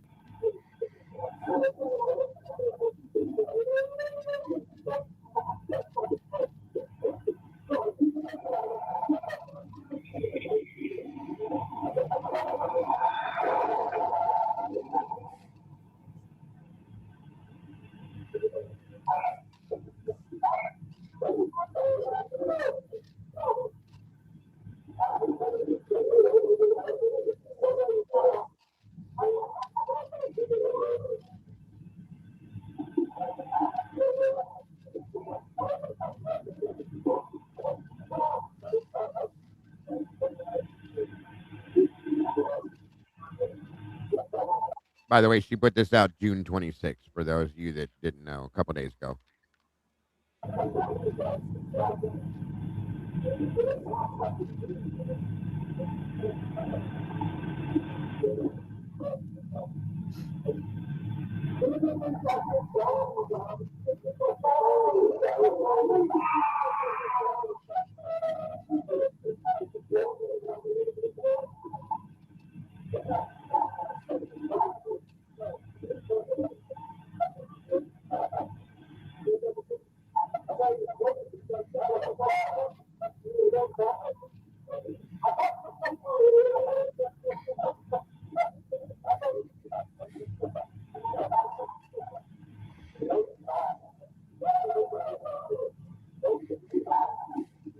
I'm going to skip some time here and jump to 2:40 in the morning. You'll know when we get to 2:41 in the morning because, in my opinion, you can hear someone clear as day say, kicking the door down. You'll hear some no's, you'll hear some screams, you'll hear a whistle, maybe a couple hays. Hey, hey, hey, get up. And then you're going to hear some thuds. So let's go ahead and listen.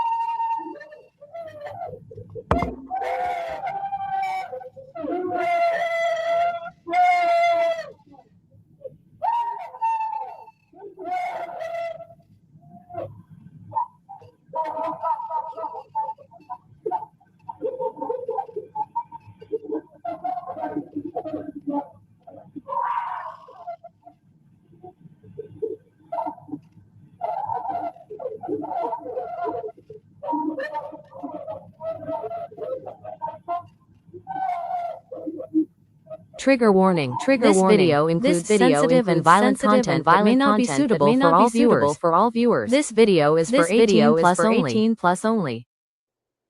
We have now officially reached the time of that 17-minute phone call ending. I will replay that last minute there because, again, What's up, Sweet Pea?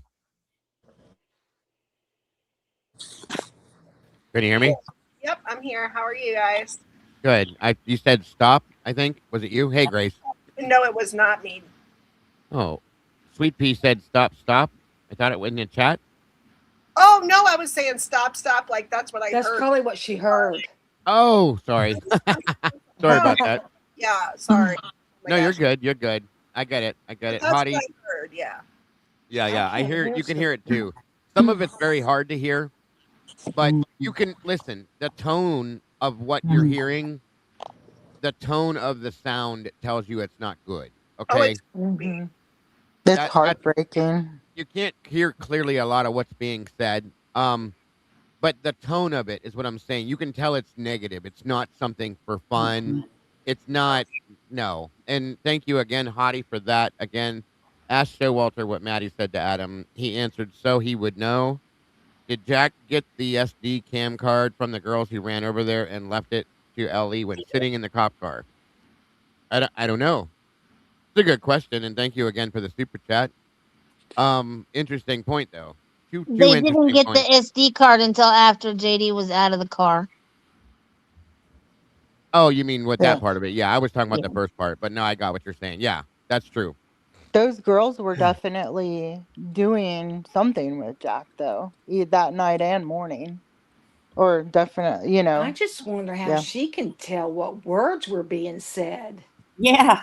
Well, somebody just said in the chat I sure that she can. used. I don't know how you can figure that out. First of all, if you can later on, listen with headphones, and then secondly, somebody in the chat also put a post about. Let me refresh. I don't think she can hear.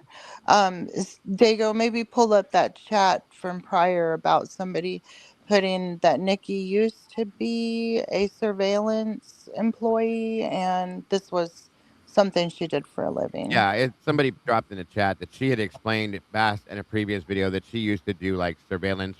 She used to review it and watch it and listen to it for different things. So that could be why she knows what she's doing here. I also think she's got a,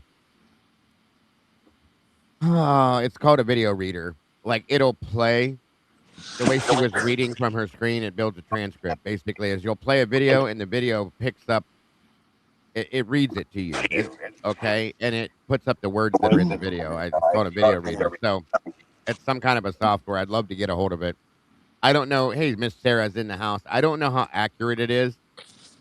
But if you do this for a living, it would have to be pretty, in my opinion, pretty on point. So I don't know. I can't give an absolute answer until I were to talk to her. But it's interesting because I did hear this before in the past, and I did pick up some of the same things she's saying. So not all of it, but a few of them, I guarantee you. The biggest point, guys, is like I said, with what is being said, what is going on, there's a tone to their voices that tells you, at least to me, it sounds negative. Like something is not good that is going on top of the screaming we're hearing too. So, and there's no way that Dylan and Bethany didn't hear this because I'm guessing they were involved in it. What'd you say, Dylan? I was just going to say, but according to the guilters, those are party noises. They're just all having a good time. Oh my gosh. Yeah, that sounds like a party scream to me. Well, And DM and BF necessarily don't have to hear it all if they're not there. I think they were there and involved in what's going on. That's the other thing. I think at some point it's possible Bethany left, but I think it was after, maybe. Or I think she was there when it happened. Uh-huh. And I think she may have left and went somewhere for a while and then came back when they called 911 or right before maybe. I think other people were there too and left. Which 911 call? The one that we heard. The real one or the one that's all over God's creation? The one that we heard. Because we all know that shit ain't real. Of course not. And this is happening like right when this is literally a recorded well, this part is not the recorded call. We don't know what has audio, but Kaylee, if she called Jack, that is something that, can you imagine what is on that? And That's what, why I think he heard it. I think he yeah, heard what was going on. what might have been squashed by the investigators, Uh-huh. and why her phone, because that's also being uncovered by another streamer who has recently discovered the phone uh, data, and how that was sat on for how long Right. now. And it's just all starting to come together. It is absolutely all starting to come together. I'll be quiet. Well, let me tell Wait. you guys this too real quick, that why did Jack have to be asked about this? Why didn't he come forward with this whole call thing? He's saying he doesn't know it happened. I don't believe that, because he said I do remember seeing that in my phone. Okay. If that's the case, then why did you have to wait for them to bring it up for you to talk about it? Okay. Yeah. That tells Yeah. me he was hiding it for some reason. That's all I'm saying. You know what I mean? Oh He was yeah, a Yeah. for sure. I And it don't was Jack that called Kaylee. It wasn't Kaylee that called Jack. well, the book says that. Well, yeah. No. We don't know which is true. That's the problem, Dylan. Which way is right Yeah. or wrong? They could tell us for sure which way it would be because they have the record. But here's my thing: just like my kid, when he's 12 years old and he does something wrong, he's not going to tell you about it until you make him tell you about it. You know what I'm saying? Mm-hmm. Well, That's the whole point. if the book can misrepresent the fact that whether he called her or she called him, do I believe it can misrepresent the fact that it's a different day? Sure. Well, yeah, it could as well. Very Yeah. likely it could too, but Except, we don't know. That's the problem. But okay, I so can tell you that if I was in that situation, I would be like, I talked to Kaylee called me. I have a missed 17-minute call. I don't know what happened. I must have answered it or something. Like, but here, maybe she tried to call me and needed help. I don't know. Like, I would feel like there would be more urgency to let them know of everything that you know. Bingo. That's the point I was trying to make too, Sweet Pea. Truly. He should have brought it up like, "Oh, yeah, by the way, I looked through my call records and they called me this many times. This happened, that happened, so on and so forth on this date. Here, look at it yourself." That kind of thing, because no. By the way, do you remember making a phone call? No. Is there audio well, for it? That if kind of thing. It's weird. Jack Dukor was smart, which obviously he's not, but his perfect opportunity was when the detective asked him and said, "Hey, have you ever had a time in your life when you like get up the next day and you don't remember?" He's literally, the detective is asking him if he's Yeah. ever drank and blacked out. He's I mean, giving him it's an a out. simple question, and he's like, "No." I mean, dude, that was your out right there. You're being asked if you've ever drank to the extent where you blacked out before. And his dumbass says no. All you had to do was say, "Well, yeah, I've done that before. It's happened. I've drank a lot Right. of alcohol." But no, instead he says no. So, he's just stupid.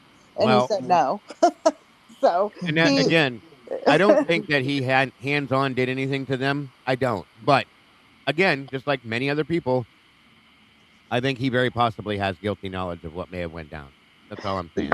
Yeah, I don't know if Quinn Kelly was there or not, but if what she tells you, do your own research, and everybody Yeah. should. You always say that, Dago. Yes, ma'am. Same thing. Yeah, Mm-hmm. and I would recommend listening with your headphones for sure, because you Yeah. can really pick some stuff out of this. I listened to this like 5 times the other day myself, and I can definitely pick out, and I would love to know if the Gonsalveses have listened to this. Is that their daughter listen saying those That's a good things? point. And if so, what is wrong with them if they're hearing her begging for her life and saying, "Leave me alone"? I just don't get it. I well, they They don't. should protect him. You they know, should didn't didn't they say that Quinn Kelly couldn't have been there because he had a photo in Boise, blah, blah, blah. So, okay, that was his alibi, but Brian had pictures of where he was at, but that wasn't good enough for them. The same, yeah. They do it through the whole case the same way with everybody, everything. Just like Yeah. their whole Brian's not going to allocute because, well, he'd be lying to you. You wouldn't understand it. You wouldn't believe it, but you believed him when he told you that he was going to plead guilty to this. That's what I'm saying. They do that, both ways to this whole case the whole time, guys. Multiple things they do like this. It's insane. This is good enough for this, but not good enough for that. But it's the same damn thing. So yeah, I agree. Yeah. Well, Thank you. and Love another habit. nobody's to say that Quinn Kelly didn't have like Snapchat leave his phone in Boise and someone else drove him to Moscow. I really don't He know. was selling drugs. That was already told long time ago. So why would he not have two phones? Yeah, I I don't don't know. believe I have no anything doubt. about Quinn Kelly until I see it in official documents. And so far, we've seen one thing about Quinn Kelly, and that's Dylan's text to him, and that's it. And that was like a Snapchat, or like it's so scripted or cryptic. I don't. Yeah, I agree with you. I don't put any much heed to it, really. And it's in the morning. It's not even, no, excuse me. I guess it is at 4:30. I'm sorry. No, it's okay. It's Yeah. okay. I It's still hard to don't. keep up Yeah. with anything with this. I I understand know. fully what There's you're a saying. lot. Thank you, Love and Other Habits. Maybe Jack was there as an intermediary to protect the girls from what was about to happen. However, he got caught up in his KG drama. However, it's about missing rugs and money. I mean, again, guys, anything is possible at this point. I don't put it past anything. That's all I'm saying. So thank you again for that, dear. And a great point, great statement. And thank you guys. It looks like we hit one of our goals already. So thank you guys so very much. Let me pull this up and finish this up real quick. And back to that. Thank you guys all for joining me today and voicing your opinions and feelings as well. Appreciate it very much. Okay, Sweepy. This is around the time the phone call ends. And in my opinion, and again, shout out to my community who showed up last night, it seemed like a lot of people could hear a male voice ask about a phone right there. Hang up the phone, give me back my phone, my fucking phone. There's something right there. And it is extremely, extremely important because it is around the exact same time that a court record will prove that the 17-minute phone call would end. So let's go ahead and listen to it one more time.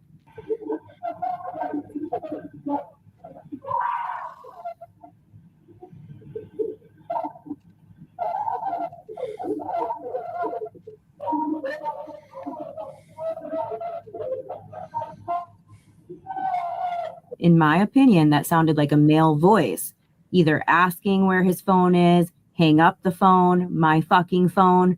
But regardless, if you hear the word phone, it is around the exact same time that the 17-minute phone call between Jack D and Kaylee would end.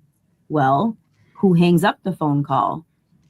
Don't forget that the back-to-back phone calls from Kaylee and Maddie to Jack D come in after this 17-minute phone call. In fact, they come in that same minute that it should end. That's when Kaylee is going to call Jack, not answered. The next minute, 2:44, Kaylee calls Jack, not answered. Kaylee FaceTimes Jack, not answered. All of those missed calls came in after the answered 17-minute phone call that Jack D doesn't remember. But he sure did ask if there was any audio from that. I wonder why. He doesn't say, maybe it will help you. Maybe I'm sleep talking. I'd like to listen to it. He doesn't say anything. He just wants to know if they have it. Why? Why does he want to know? Is it maybe because it would put him at the crime scene? What about his Wi-Fi connection? Wouldn't that show where he is? What do you guys think happened with that 17-minute phone call? Was it part of an alibi? Was he trying to call her phone to find her phone? Did he find the phone and accidentally smash the button on the side and it picked up? Did Kaylee somehow answer the phone with a watch? There's commotion going on. Is that how it got answered? What happened? Who answered the phone? Who hung up the phone? In my opinion, someone either fucked up or Kaylee had one chance left and she answered that phone call somehow with a watch or just during the commotion of them taking her phone. I played a clip for you guys a long time ago. It's either Joe Scott Morgan or Dave Mack, but one of them will say Kaylee solved the case and that this case is going to ring in our ears for forever or for years to come. Kaylee solved the case and it's going to ring in our ears. Well, I wonder why he said that. I also think that the back-to-back phone calls that the girls made from their phones to Jack D after the 17-minute phone call was done was to throw off the timeline yet again. I don't think that the girls had their phones at that time. I think someone else had their phones and was creating a new timeline or a new version of events, again, to prove that the girls are okay at that time and to desperately attempt to reach her ex and to make it appear that he was never even there. But I would love to know what you guys think happened. It was not a quiet night in Moscow. In fact, it was the exact fucking opposite. It was loud, it was active, and the internet is this fucking close to figuring out what kind of exculpatory evidence does Bethany Funk have that could prove Brian's innocence. The same Bethany that can prove Brian's innocence is the same Bethany that got it in writing that if she has to go back to the state of Idaho, she cannot be arrested. Eeny, meeny, miny, mo, catch some sketchy friends by the toes. If they holler, we'll spare them death row.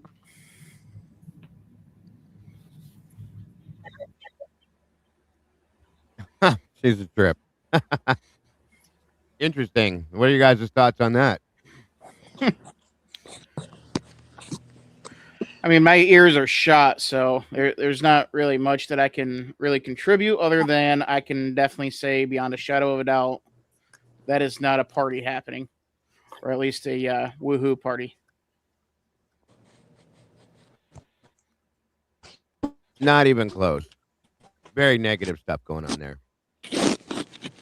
Yeah, definitely. There's actually more to that video, or well, the noises and Yeah. activities, but that's usually I don't honestly know who all has access. I just know there's more out there. I'll just put it that way. So, yeah, and I'm sure you've played it, Dago. So, anyone who hasn't heard all of it, you should really listen to it with headphones, and I'm Yeah. sure that's something you'll go over on your own. But We covered it quite a while back, and I remember hearing certain things back then. I was Mhm. pretty surprised about, truly and honestly. Oh God, I got really sad. It's really heartbreaking. It It is. really, and I don't think that anyone could replicate that in a false setting. I've never thought that was any of That that is false. It's the not. screams and the cries that you hear in the background, there's no way to me that that's fake at all. Yeah, and then when you take all that and you look at the videos from 1112 that the girls in that house the next morning, that they're taking stuff out by the handful and they're leaving the house and they're going up to where Jack lives, because they're going right out of their house and they're going into the parking area and they're going to the left. They're coming back empty handed. So, what are they doing? I'd love to know. I'm sorry. I'm sorry. What did you say, Terry?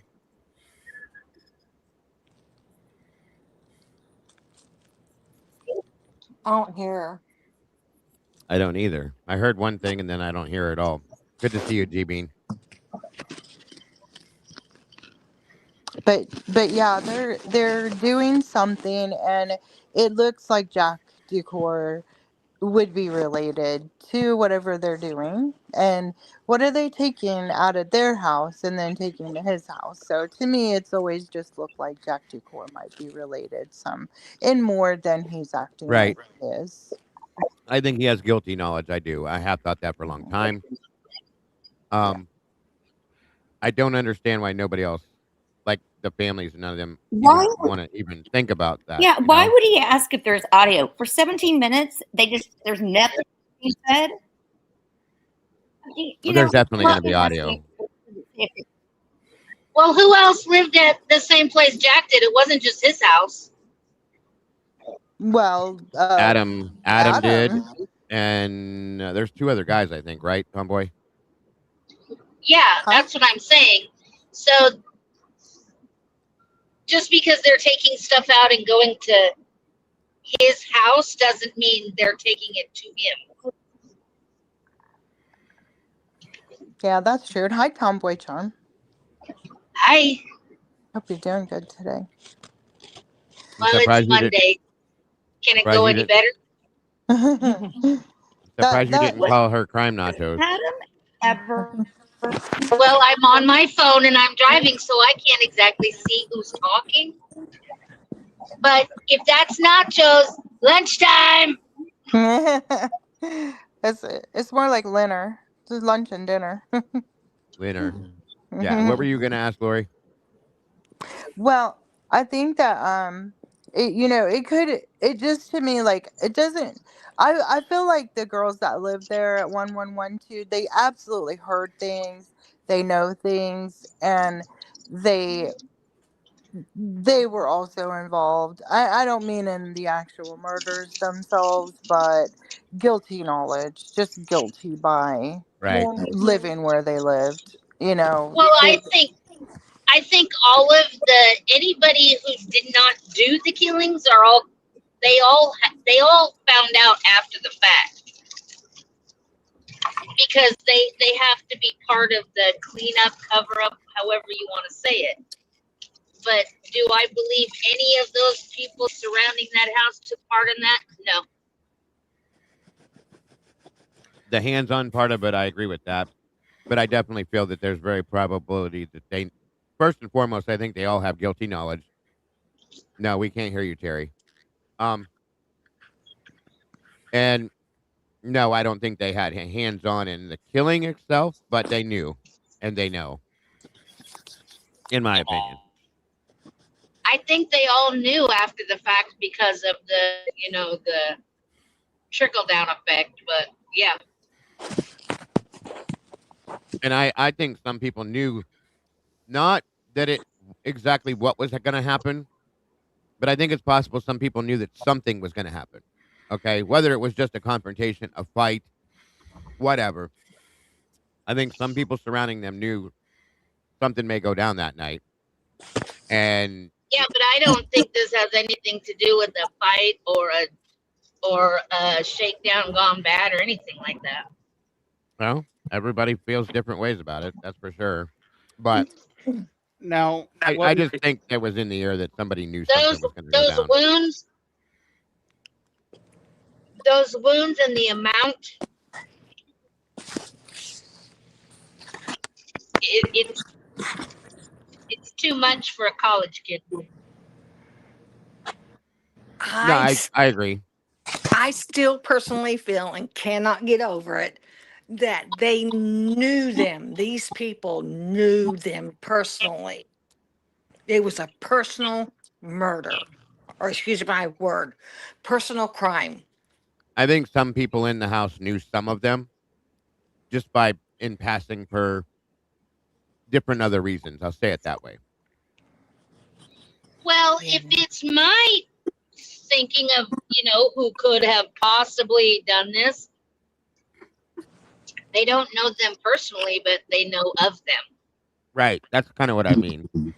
That's why they were there at the house, because they knew they set out to do something specific to send a message.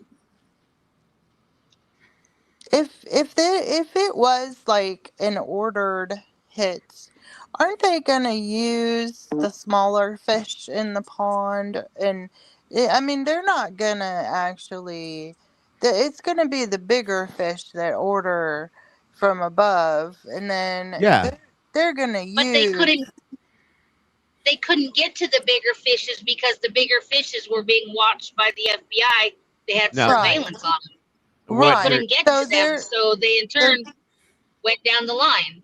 Right. So they're going to use someone like Quinn Kelly and somebody like Dylan to lure Kaylee, and then they're going to use someone like maybe the other BK that we Or Nick Mowat, discussed. Janelle Braun. I And don't yeah, those I don't think Kaylee was one of their marks.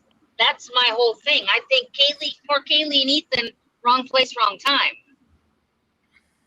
Well, yeah, I mean, either way, as far as the details go, I'm just saying, like, it wouldn't have been any of the ones we're seeing with all the tattoos on their face and everything. They're not the ones who were actually in the house. I really strongly feel that because it was all hidden it was so obscure in the paperwork that Mowich is definitely somehow involved. He was a part of it. So he's one of the smaller fish. And I and agree. and and then I've always kind of felt that Kopaka was either the intended first Patsy or he was involved. Either way, I don't know, but he was definitely experienced. And whether I hate to speak poorly of a veteran, and especially he can't defend himself, but one of the two, a patsy or involved, and I'll just leave it at that. I So understand. smaller fish, Right. and then who else? Dylan. She's Janelle got. Braun. She's weird. She's just. Janelle Braun. Oh yeah, right. Well, what I can't get past is that Morrison, that Erin Williamson, is that her name? The FBI lady that Yeah. they go the interview that we had to talk through. Yes. I can't get past the fact that she specializes in children and adolescents. Dylan was not an adolescent. She was an adult. So why did they bring an adolescent specialist in to interview Dylan? I think Gooch did. I think Gooch probably recommended that they bring a specialist in for Probably their Dylan. mentality, Tomboy, like the immature mentality that they have. Look at Bethany, for Christ's sakes. How immature they are. You know what I mean? Just saying. What was your question, Moto, real quick? Oh, this is a messy one. So I don't know. Dylan, I think they brought Gooch in for Dylan just for the simple fact that it was a female, it wasn't a male. Maybe they thought she'd open up differently to them, but why would that make sense if they were really going to listen to what she said anyways? But I think like we're making it too complicated, because once you make it too complicated, like there was all these people organizing to have all these people brought back or to a certain place. It's too many hands in the cookie jar. It would never work. I agree with you. I agree with you. You only need so many Indians in the fight, and the more you have, the more messy it gets. So you only need just a couple. Well, and like I said, I think there was 2 or 3 people that went there, without a doubt. I think, and I'm back to my belief, and I'm pretty strong with this now too. I think that Molly dropped him off. I think when the vehicle was seen, the taillights were seen back behind the house in the back there, that she was very likely dropping them off, and then off she goes. That there was never, the Elantra was never there, folks. Okay, I'm very, very comfortable saying the Elantra was never there. The vehicle that was seen was the undercover, whatever the hell that is, that car. At some point,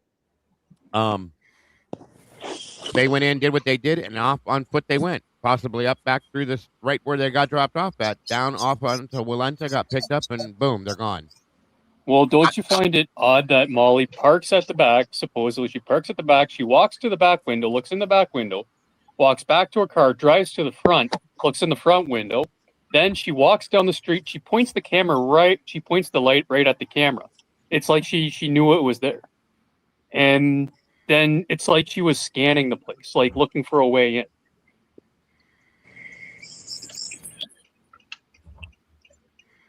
Or maybe I'm just crazy. No, it makes sense. I mean, she could have been talking to them saying, "Hey, you can go this way, do this, do that, whatever." Yeah, absolutely. Or these girls are down here, those girls are up there. Because she had the vantage point of every single spot in that place. From the back in the parking lot, she could see the windows in Kaylee and Maddie's room. From the kitchen, she could see straight into Dylan's room. Right. And then from the front, she could see probably where Bethany was at if she had the lights on. And you could see in the front, you could see in the living room window. Yeah, and that's why I wonder about that girl she swore she saw with the long brown hair back and forth and out of the window. I think that was something else.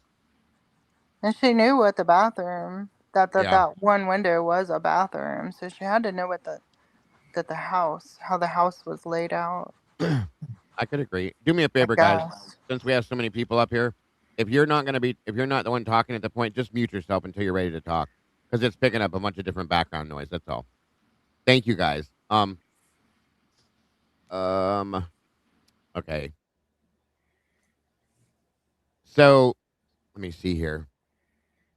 Does anybody else have any thoughts towards any of this before we move forward? Yeah. Sorry. I still have a very hard time believing it wasn't somebody from the sorority or the sororities, because I mean, a simple like hit or drugs gone wrong is not going to result into what we saw. And you also have to ask the question, why is the vice president of Tau Delta Tau acting as shady as can be? With you look closer at it, and they were under investigation for a myriad of other things. Mason said it himself. He's got his thumb on just about everything, and pretty much everything goes through him. So he knew exactly what happened that night. Was he involved in it? Doubtful. But he knows exactly what happened. He knows who, what, when, where, and why. So, and given the way that Peter acted and Dylan acted in their respective interviews, you got to prove to me that those two weren't involved directly. I think because the I agree with Dylan, and also believe that it could have been a mix of both because of the fact That's that where I'm at. fraternities are also involved with the drug scene. So with that being said, I feel that because the cartel or whatever can utilize small fish, that it could be a mixture of both. And with that being said, we were talking about before the fact that you have the FBI, we had ISP, we had all the others besides Moscow investigating. In every document, almost every document, when you read through them, you see at the end of the interviews, you see this information was turned over to the Moscow PD. And then when you read through the emails and everything, it's like, mostly William Thompson insisted on being the lead contact, and how all this stuff was turned over to Moscow PD. They were clearly the ones in charge. So, and then with Bad Santa standing up in Latah County and saying that, I don't know what's going on, why I can't get this information. The FBI won't give me nothing. They've just bailed out. It's because all this was turned over to Moscow PD, and in the end, they were in charge. So whatever bad decisions they made, this was all turned over to them. They decided in the end who to arrest, and that was that. It wasn't like the FBI stepped in and said, no, you guys made a bad decision. we might have gave you Brian Koberger, but we've now found this out about Dylan Mortensen or Jack Ducour, and we think you're wrong. You shouldn't be going in that direction. That's just my opinion. I feel that Moscow PD, like Moto, like you said, they decided, or I'm sorry, I get I'm getting Oh, you're fine. I'm confusing myself, but they made up their mind, and that was that. And whoever else was involved, um they their narrative, that's what you said. Their narrative, that's what they decided to go with, and regardless of who it was, that's what it was going to be. That's what I want to say. So like, I agree with Dylan. I agree with Dylan. I've always from the Leah, beginning. hold on. Can you hear me, Leah? Yeah. I think you're on a delay. Moto was talking and you went right over top. Oh, Just hold okay. on. It's all right. Hold on a minute. Go ahead, Moto. I think what's really getting us confused.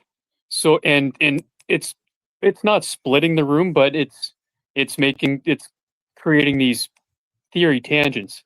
It's the fact that, okay, so I could be a drug dealer or whatever, right? Maybe I'm involved in this incident with this house. But really, my involvement with drugs has nothing to do with what took place in the house. But because I have a shady past, all of a sudden people think this has something to do with a drug investigation or whatever, when it actually doesn't. Do you get what I'm trying to say? Absolutely. Like, I do. and I think there's a lot, because there's so many people, and it's at a university, and all these people, they have different stuff going on. I think it's just kind of throwing everybody for a loop. That's a good point. We can't see the can forest agree for with the this. trees. Yeah, there's a lot going on with this, and there's a lot of people involved in this. That's a fact, guys. And again, not everything, I've said it before, not everything's nefarious, not everybody but there's a lot of players in this, okay? I think a lot of people have what I would call guilty knowledge, but I think there's only a handful of people that are physically involved, is what the point I'm trying to make with it. Terry, it says that your stuff is not connected. I can't pull you up if you can hear me. Go ahead, Leah, with what you were going to say, hon. I'm sorry. Sorry about that. Okay. I agree with Dylan. And I think the frats are the stepping stone into Freemasonry. I think they're taught to be Masons. I think they're taught all that stuff. They do rituals and they do that stuff. They can do what they did to these four. I can't get away from that. It's not that I don't agree with Pav or anything like that. I just can't see a gang like that going in on them. It was just too personal. They knew who did this to them. And Kara, Xana's mama, said that in the beginning. And I always go with the mama's intuition. I do. It stuck with me. She said they knew them and trusted them.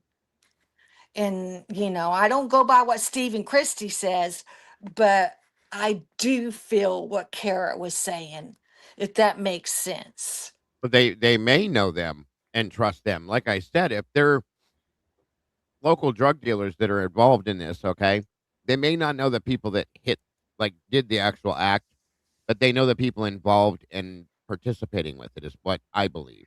Okay.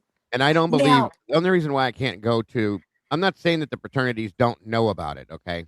mm-hmm, I think they do. I think they always have. I think they know because the drugs are sold through the fraternities as well. That's been proven already by mm-hmm, multiple people, okay? mm-hmm. They also know not to mess with the people that did this, okay? Because this is what happens.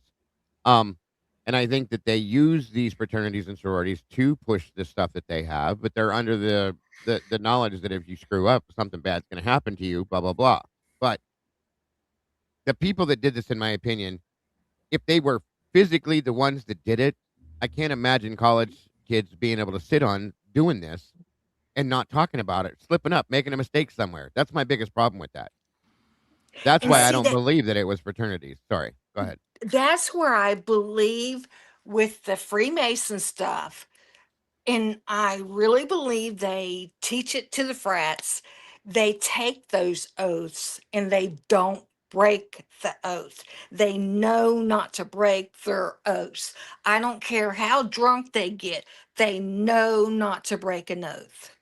But they I, have, though. I, They have in other aspects. They've been kicked out of the fraternities and they've been kicked out of sororities because they have messed up those things and made those mistakes. You know what I mean? yeah. Unfortunately, that's where the problem comes in with that. It's happened a lot. Um, The problem is with that. With that, I find it absolutely plausible that you have a bunch of college kids keeping this dirty dark secret under lock and key, and I can see a decently large amount too. I mean, we know how small towns operate. There's always that one taboo thing you're not allowed to talk about, and as we know, it is in Moscow. It is this. Yeah. say the last part, Dylan. You cut out for me for some I, reason. I was just saying that there's always that one thing in that small town you don't talk about. It's completely taboo. And in Moscow, it is this. I find it absolutely plausible that you could have a pretty decent number of kids keeping their mouths shut for years all the way to the rest of their lives. Have you I get it. seen the David Barriocha uh, video recently, No, Dylan? Yeah, and Dago, you didn't. No. Uh-uh. Oh gosh, no. We're Custody Queens. They played it at the end of one of their. Oh gosh, it was recent. It wasn't very long ago. He did a rant on, of course, it's probably TikTok, something that many of us aren't on. But he did a rant, so that plays into what your theory is, Dylan. And he was just mad at the entire world, and he goes off on. He says, You know "So which video it was? it was one with just her, Chris, as far as Kristen, and it was with her and Ron only. So I can tell you that because um Sam was in Rome. Lucky her. That's all I can tell you. And it Right. was like within the last month. Do you So know I how far into the video it was? yes, it was at the almost the very end. Okay. Yeah.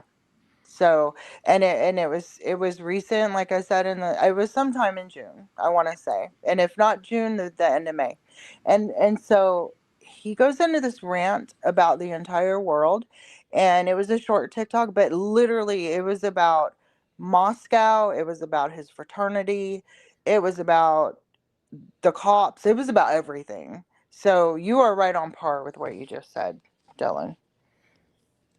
And hopefully Digo can find it. I can actually look too. Let me mute myself and see if I can find it. If you teach yourself about the Freemasons, you will understand. It will all make sense.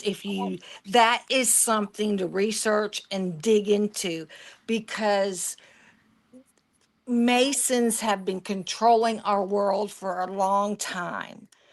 And there's a lot to it. There's a lot. Everybody talks about religion being organized. The Masons has something to do with that. The politics, the Masons has something to do with that. It's something to study. It's something to research. Oh, I know quite a bit about it. I almost joined one time, because a friend of mine that I was on the fire department with was one of them, and so I know a lot. My uncle was a Mason. Um, I don't know. You're right though that it's a very, very secret situation, a very secret society, kind of like the whole Black Skulls thing and all that stuff. They're involved in a lot of different stuff within higher rank governments and stuff for sure. But again, again, I don't. I'm not gonna put that out there because that's just one more thing to add to this. What we are that we already have. You know what I'm saying? But I do know what you're saying, and I can see why you would think that. But again, not and I'm not degrading what you're saying, Leah, but understand something, Mm-hmm. not all fraternity members end up in the Freemasons. You know what I Okay. mean? Yeah. And they don't. They don't. There's a lot of organizations like that out there. There's a lot of people that once they're done with their frat, their frat time in college time, they walk away. They don't ever look back at it. Although it's part of life for the rest of their life, but some of them don't ever look back at it. They don't follow through with it like that. Not everybody does that, but I know why you think that though. I've seen it.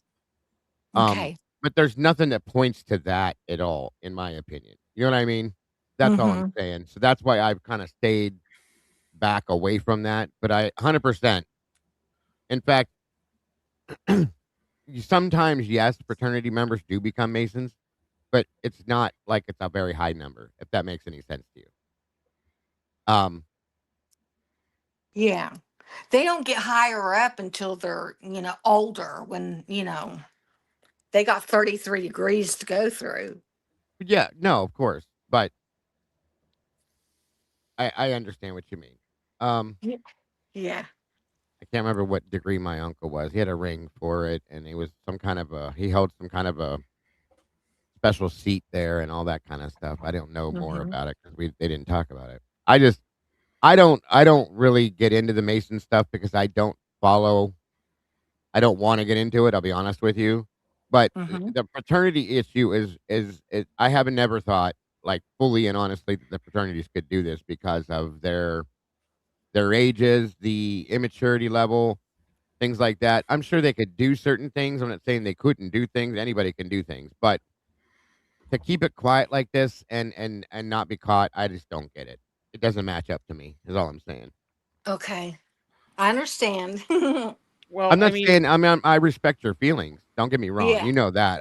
I don't think that personally, and I It's try just how and I've thought since the beginning of the case. I get it. I get it. Yeah. well, here's the thing though. When even if you have somebody that wants to speak out, they what are they going to do? Go to the local news who are going to defend Idaho tooth and nail? Go to the police who have already defended Idaho tooth and nail? Or if they go on a YouTube channel, they're just going to be labeled as a conspiracy theorist and nobody believes them. I Right. So it's that as well. Agree. I can agree. No, I don't think so either. I think this is too. That's the other thing too. I think this is too deep and too nasty of a crime. Whoever did this is somebody that is like a. How can I explain what I've been trying to say?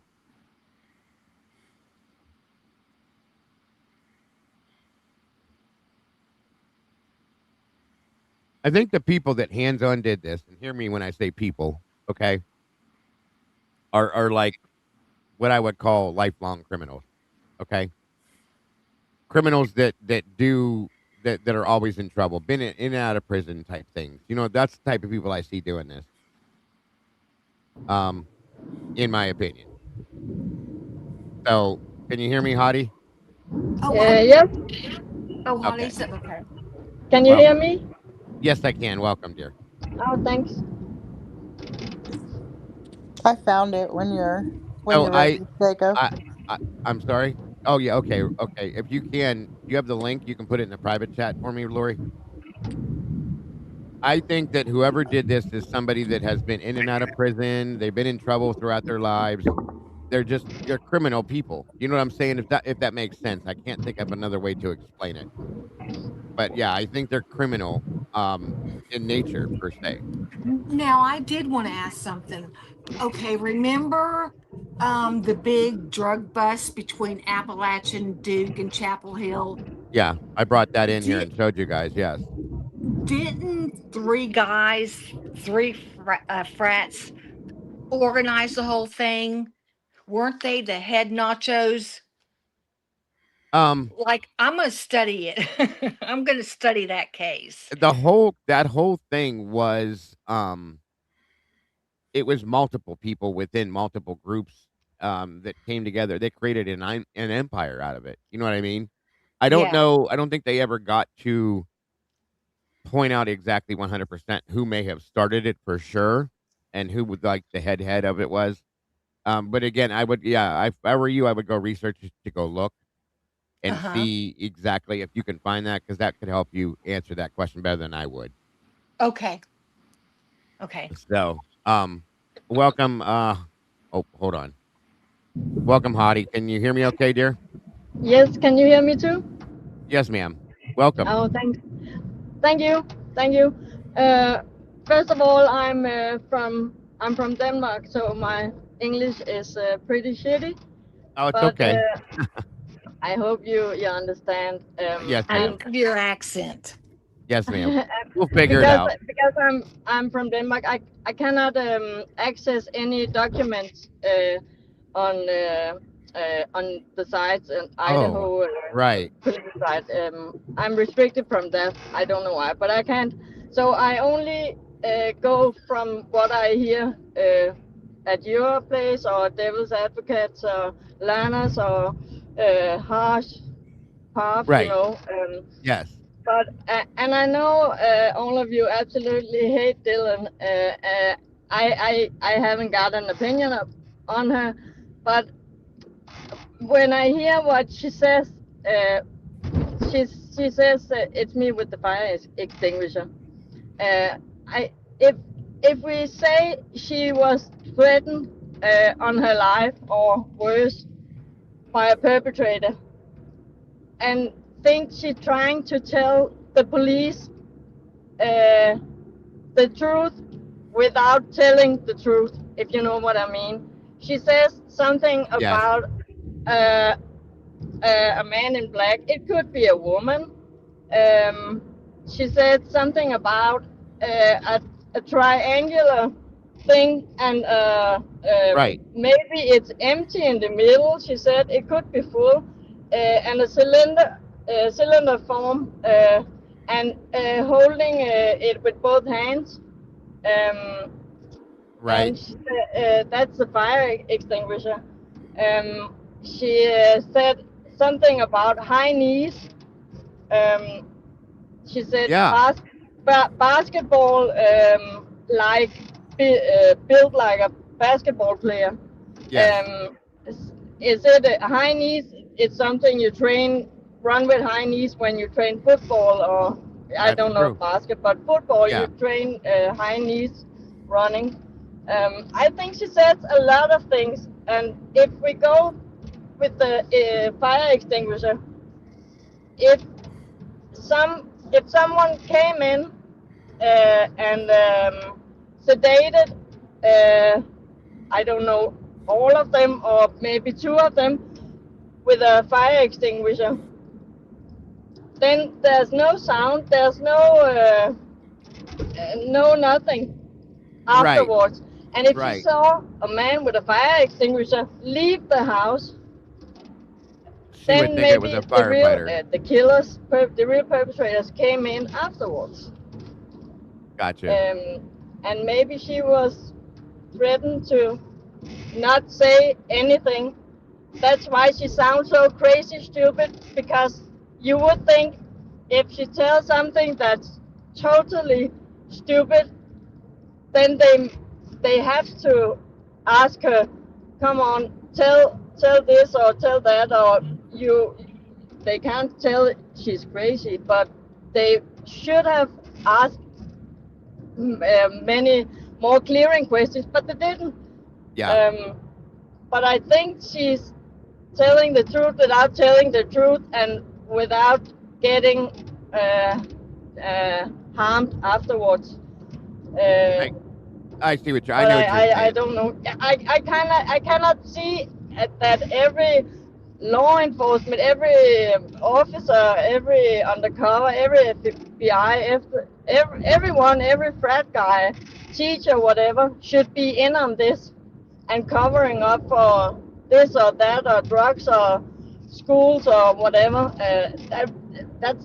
That's too complicated. I think as or what is his name? What Dylan said. Keep it simple. Yeah. Keep it simple and take only the things you sort of know must be real. Maybe the interviews. Sure. Yes. I just feel like it's getting crazy because then there's 10 people saying, I think this, yes, Dylan's stupid, yes, Dylan did this and that, and but no one is keeping the ducks straight, if you know what I mean. So Yes, I do understand. that's just my opinion, and I'm happy that you could have me here. I'm very pleased about that. You are welcome, and thank you for joining us. I appreciate you very much so. And Lori, I got the video pulled up. I found it exactly where the timestamp and everything. Thank you for finding it. If you can hear me, Awesome. I can hear you. I'm still learning how to. it's okay. I didn't get kicked out. I'm shocked. No, of course not. Okay, guys, I have No, to. myself. Usually I kick myself out when I go Oh out. no, you're good. You're good. And real quick, I'm gonna make a statement. Okay, the statement. And I'm sorry that I had to remove that person because they were starting issues. The statement, "There's too many Indians and not enough chiefs," is not a racist statement. It's a statement that has been made for years. Okay, it's not in a racial aspect at all. It's a phrase that people say all the times. Okay, all the time, folks. It means there's too many people trying to run things and not uh, trying to be the boss. Too many people trying to be the boss, and it doesn't work. That's all that statement means. It's not a racial statement by any means. So it's ridiculous for anybody to say that. Okay, Jesus criminy. So that's why that person was removed. My apologies. That is not what she meant when she said that. And people have said that for years and say it out here all the time. So stop trying to start trouble, okay? We don't do that over here. This community is nothing like that. So you obviously don't belong. You're still, it's still showing up, Terry. Are you in? Yeah, it's this says your stuff is not connected. It won't let me pull you in, hun. Anyway, moving on. um Yeah, you're not going you nobody has never heard you guys have never heard there's too many Indians, not enough chiefs? You guys have never heard that? I've heard it. I was I raised listening to that. It means there's too many I bosses. yeah, I think it's a gen gosh, I'm a Gen X. I think it is a generational gap thing. I think it's now Same thing, I've Angie's right. I've Yeah, heard it Boomer mine. said it. Boomer said it too, because I heard Yeah, it growing up. boomers and Gen X, and then a Too lot many of cooks. millennials have heard Yes, it, yes, and like because they've heard our parents and then the Gen X say it. right. So I think maybe it's Gen Z and down that probably haven't heard it, and maybe I don't know. I have heard some get offended by it, and I think it's the younger generation. I think it's a generational gap thing. Well, that person was nitpicking everything and anything, so obviously there's trolls all over the place today. It's what it is. Yeah, it's too bad because Too many cooks, not enough chefs, or too many chefs in the kitchen. Oh, there's all variations of it, but that was one I was raised hearing. So yeah, me too. I And get I it. think it's a generational gap Exactly, thing. exactly. People just get so offended so easily nowadays. The first time I ever realized that that was occurring was on Facebook years ago, like maybe in 2015 or Yeah, 2014. I posted a pregnancy joke, like, and all my friends were laughing about it because they know me. They knew I already had 3 kids, and I would joke around at work about if I ever right, got pregnant again, I would jump off a really tall building. So right. they knew that about me, but I posted this thing, on Facebook, and my friends were messaging me saying, "Oh my gosh, Lori, you've got to be kidding." But then I had one person, And like I Yeah, said, it's a generational gap thing. And they were like, this is not funny at all. How could you post this? of course. Are and I won't go any further with it, but she was super offended. And me personally, I've suffered 3 miscarriages in my life. So the 3 I have, I'm so grateful for. And I've also suffered 3 losses in my life that one of them I was pretty far along and it was devastating to me.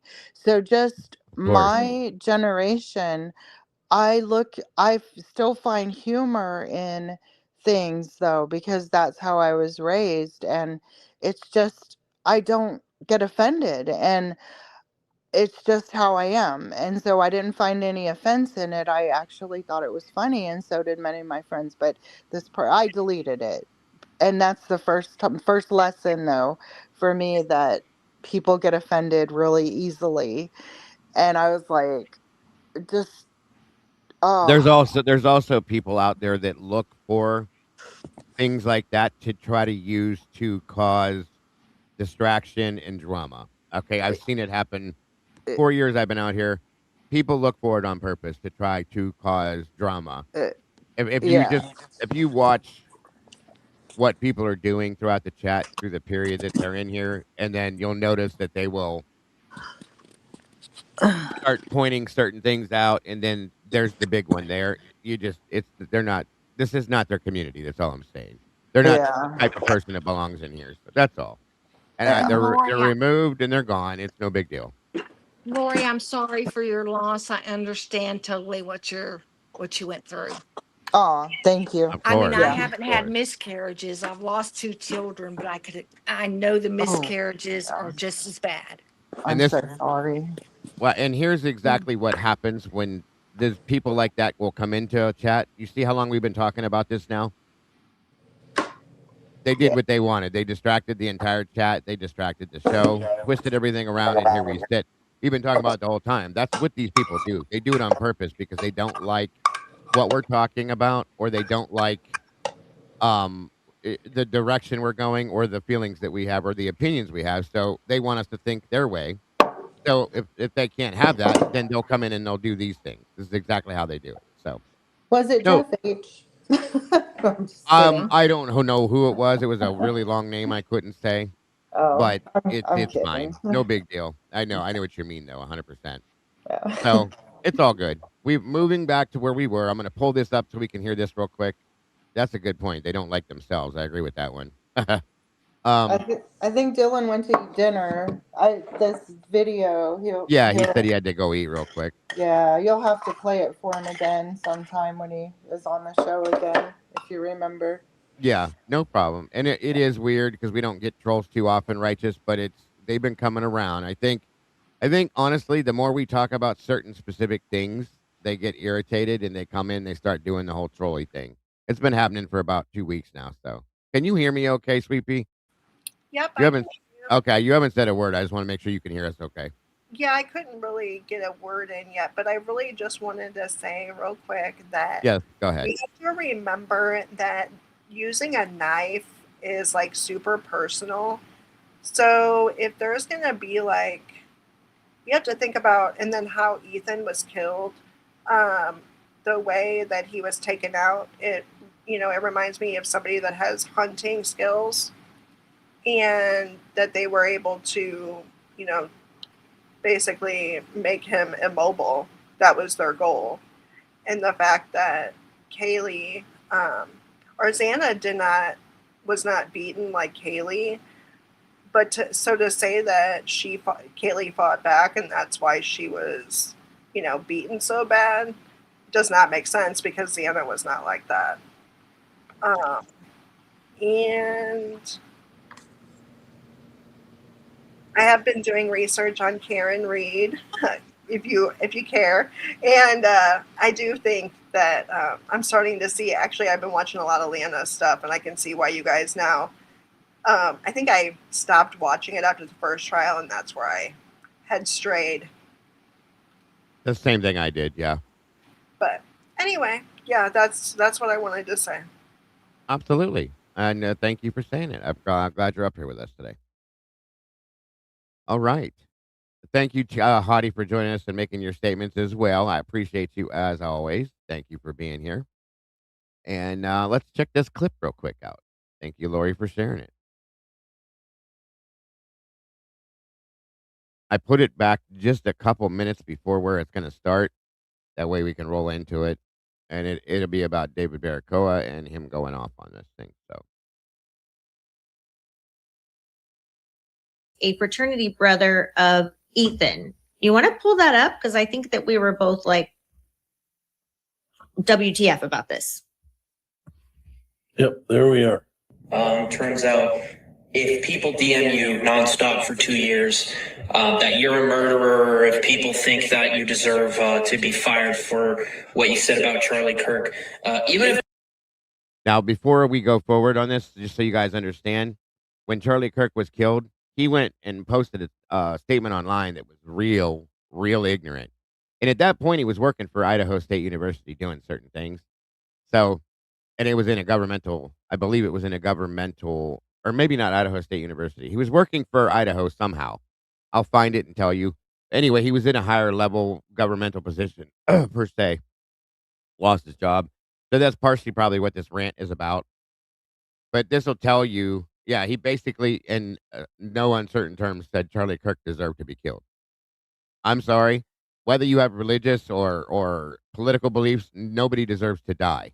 Okay? Period. And that was always my stance on that. So he come out and made that statement. This is a young kid that thinks he knows everything about the world. Once again, as they do, certain ones do at certain ages. And his statement was just ignorant to me. Completely pissed me off. And it kind of encompasses, in my opinion, the person that he is. Let me say that. Okay? Think about that. Because of the person he is. So you take that into account, you got to wonder who he is and who he was. This is David Baracoa. One of the two Davids. So I'm glad that they found this, by the way. But anyway, I'm going to let this play. People just don't like you. They can say whatever they want to you, but you're not allowed to clap back. You actually have to hold your tongue. So my account is permanently banned. Instagram, Meta, United States of America, Charlie Kirk. Let's see, Erica Kirk, Sigma Chi. Basically, every single person I met in Moscow. Myself too. My life, definitely. I'm unemployed, depressed, don't have a job still. So yeah, you. Yeah, that's how I'm feeling today. Well, that's someone who's not having a great day. But yeah. What a loser. I mean, this is what people like this do. Okay? You didn't get your way. Somebody called you out. And now you're in crash and burn mode. Okay? So this is what you're going to respond with. Nice guy. Anyway, I'll let them explain.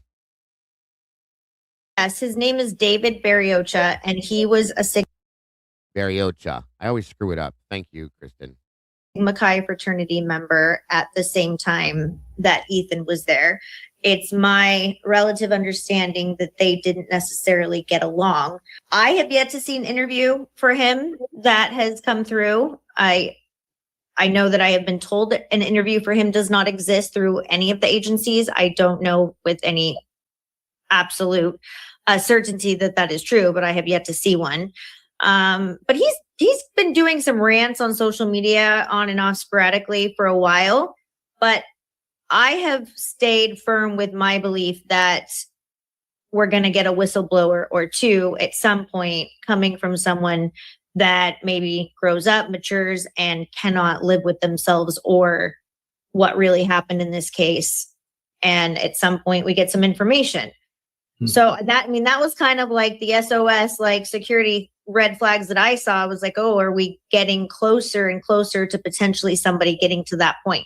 Yeah, and this is the kind of person that might that might happen. I don't know what happened that makes him angry at the world right now. I do notice he's followed by Hunter Chapin and Kai Johnson, who are both brother and friend of Ethan. Mm-hmm. So he clearly knows them. And why does he hate Sigma Chi? Why does he hate his fraternity? I would love hey, if, you know, I would love to interview him. But why does he hate Sigma Chi? Why does he hate Moscow? I can see why he would potentially, maybe if he's getting harassed or bullying on social media. But if you put yourself out there in the public, even if it's like a micro influencer, you're putting yourself out to get feedback.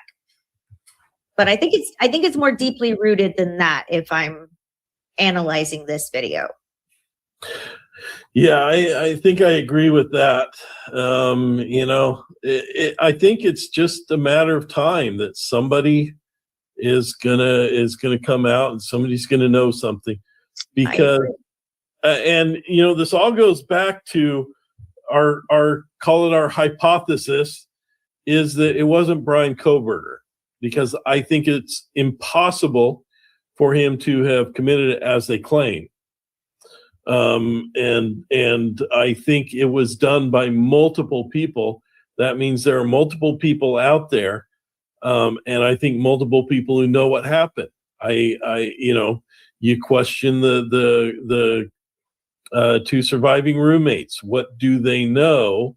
You know, again, we're not making any allegations or speculation, and it may be similar to how I thought initially that potentially Kohberger was coerced in some way into making the plea.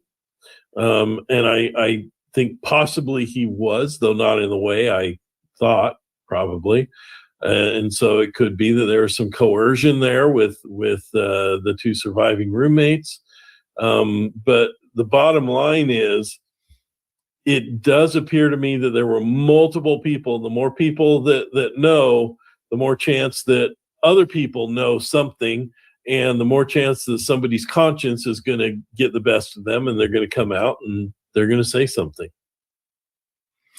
I agree. I think if we all just keep fighting this together and demanding truth, and everyone keeps working at it, I mean, we're slowly getting that needle, you know, going the other way.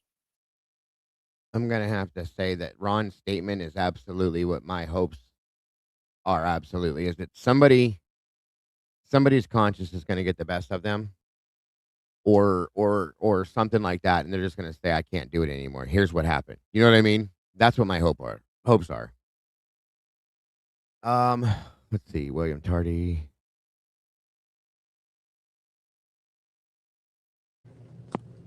Hey, Jacob, thanks for playing that. Yeah, of course. I thought that was really interesting. I have to hop off today as my boxer. I have a boxer. Her name's Maggie Lou, and she is 10 years old today.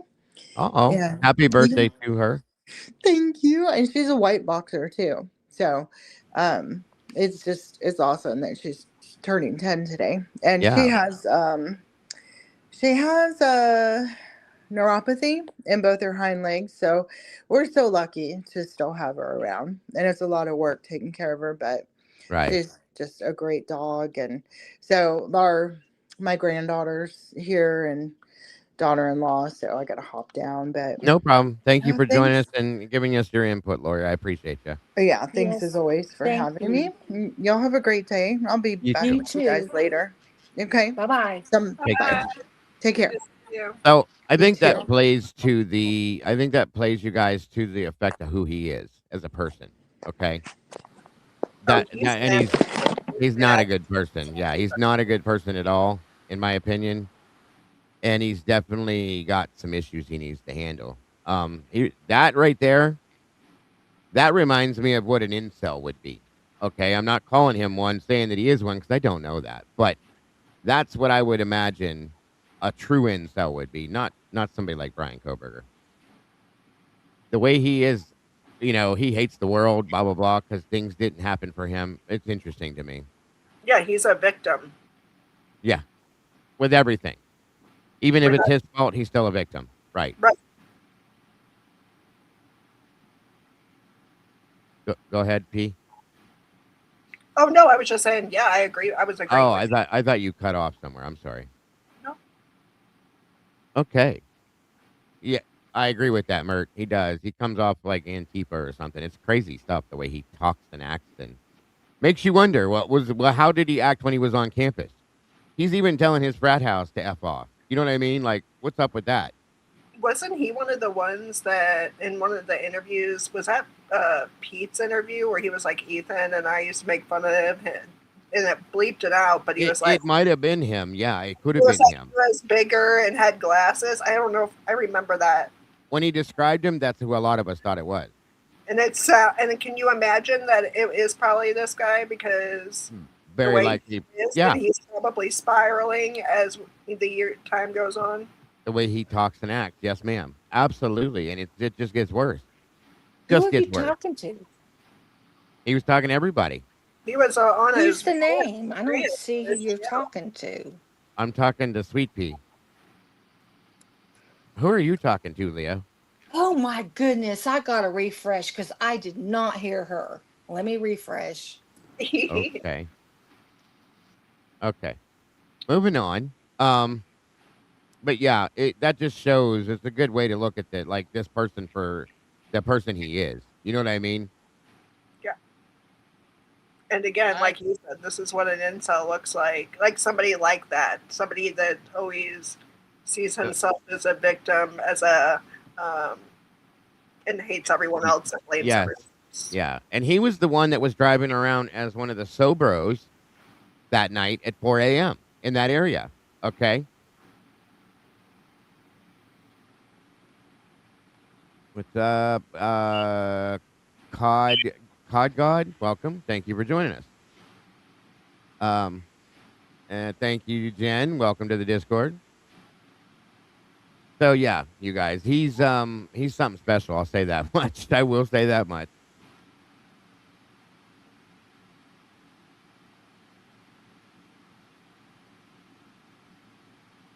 Okay, there we go. Is that better, Leah? Yeah, I didn't know if you saw me. I did. I can hear Sweet Pea now. Yeah, I can hear her now. Okay. I see you. Anyway, back to where we were at. Let me go backwards now a little bit.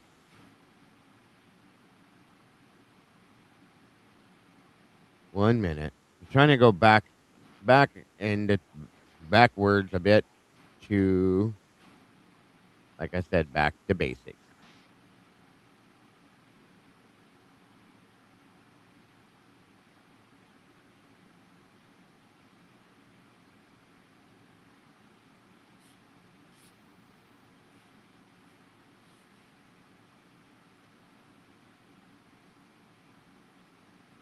Specific things I'm going to. Yeah, him and David Loach were supposedly close friends, I guess.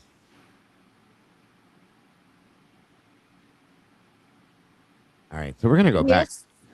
Yes, Dago, the stuff I read about Barry, his writings, he does sound like the incel. He does. I agree. Yeah. I do agree.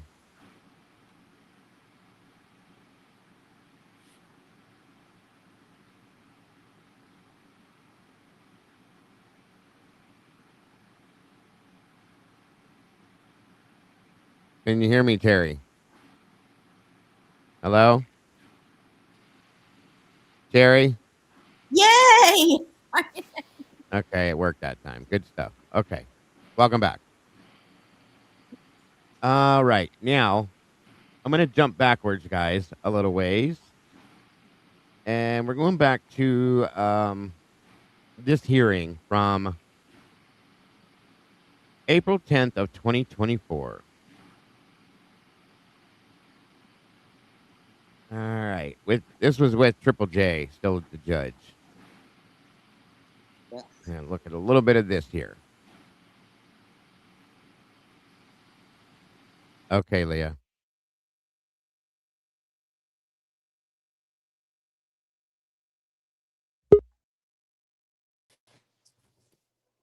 All right, here we go.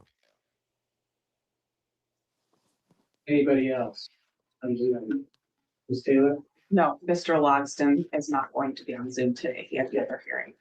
Ms. Beatty made it apparently. So, and I have, also, you have Mr. Edelman, Dr. Edelman here today? I do, Your Honor. Okay.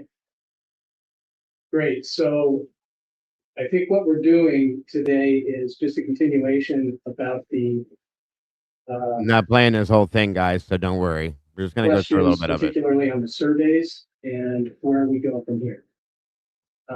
You did drop off a sealed exhibit, right? Anything to say about this, or just? Yes, Your Honor. That sealed exhibit goes with one of our discovery requests, that the exhibit that outlines what we're requesting has to be under seal. And so I had to hand deliver that to the court. A copy was hand delivered to the state. It is not up for discussion today. Okay, great. Thank you.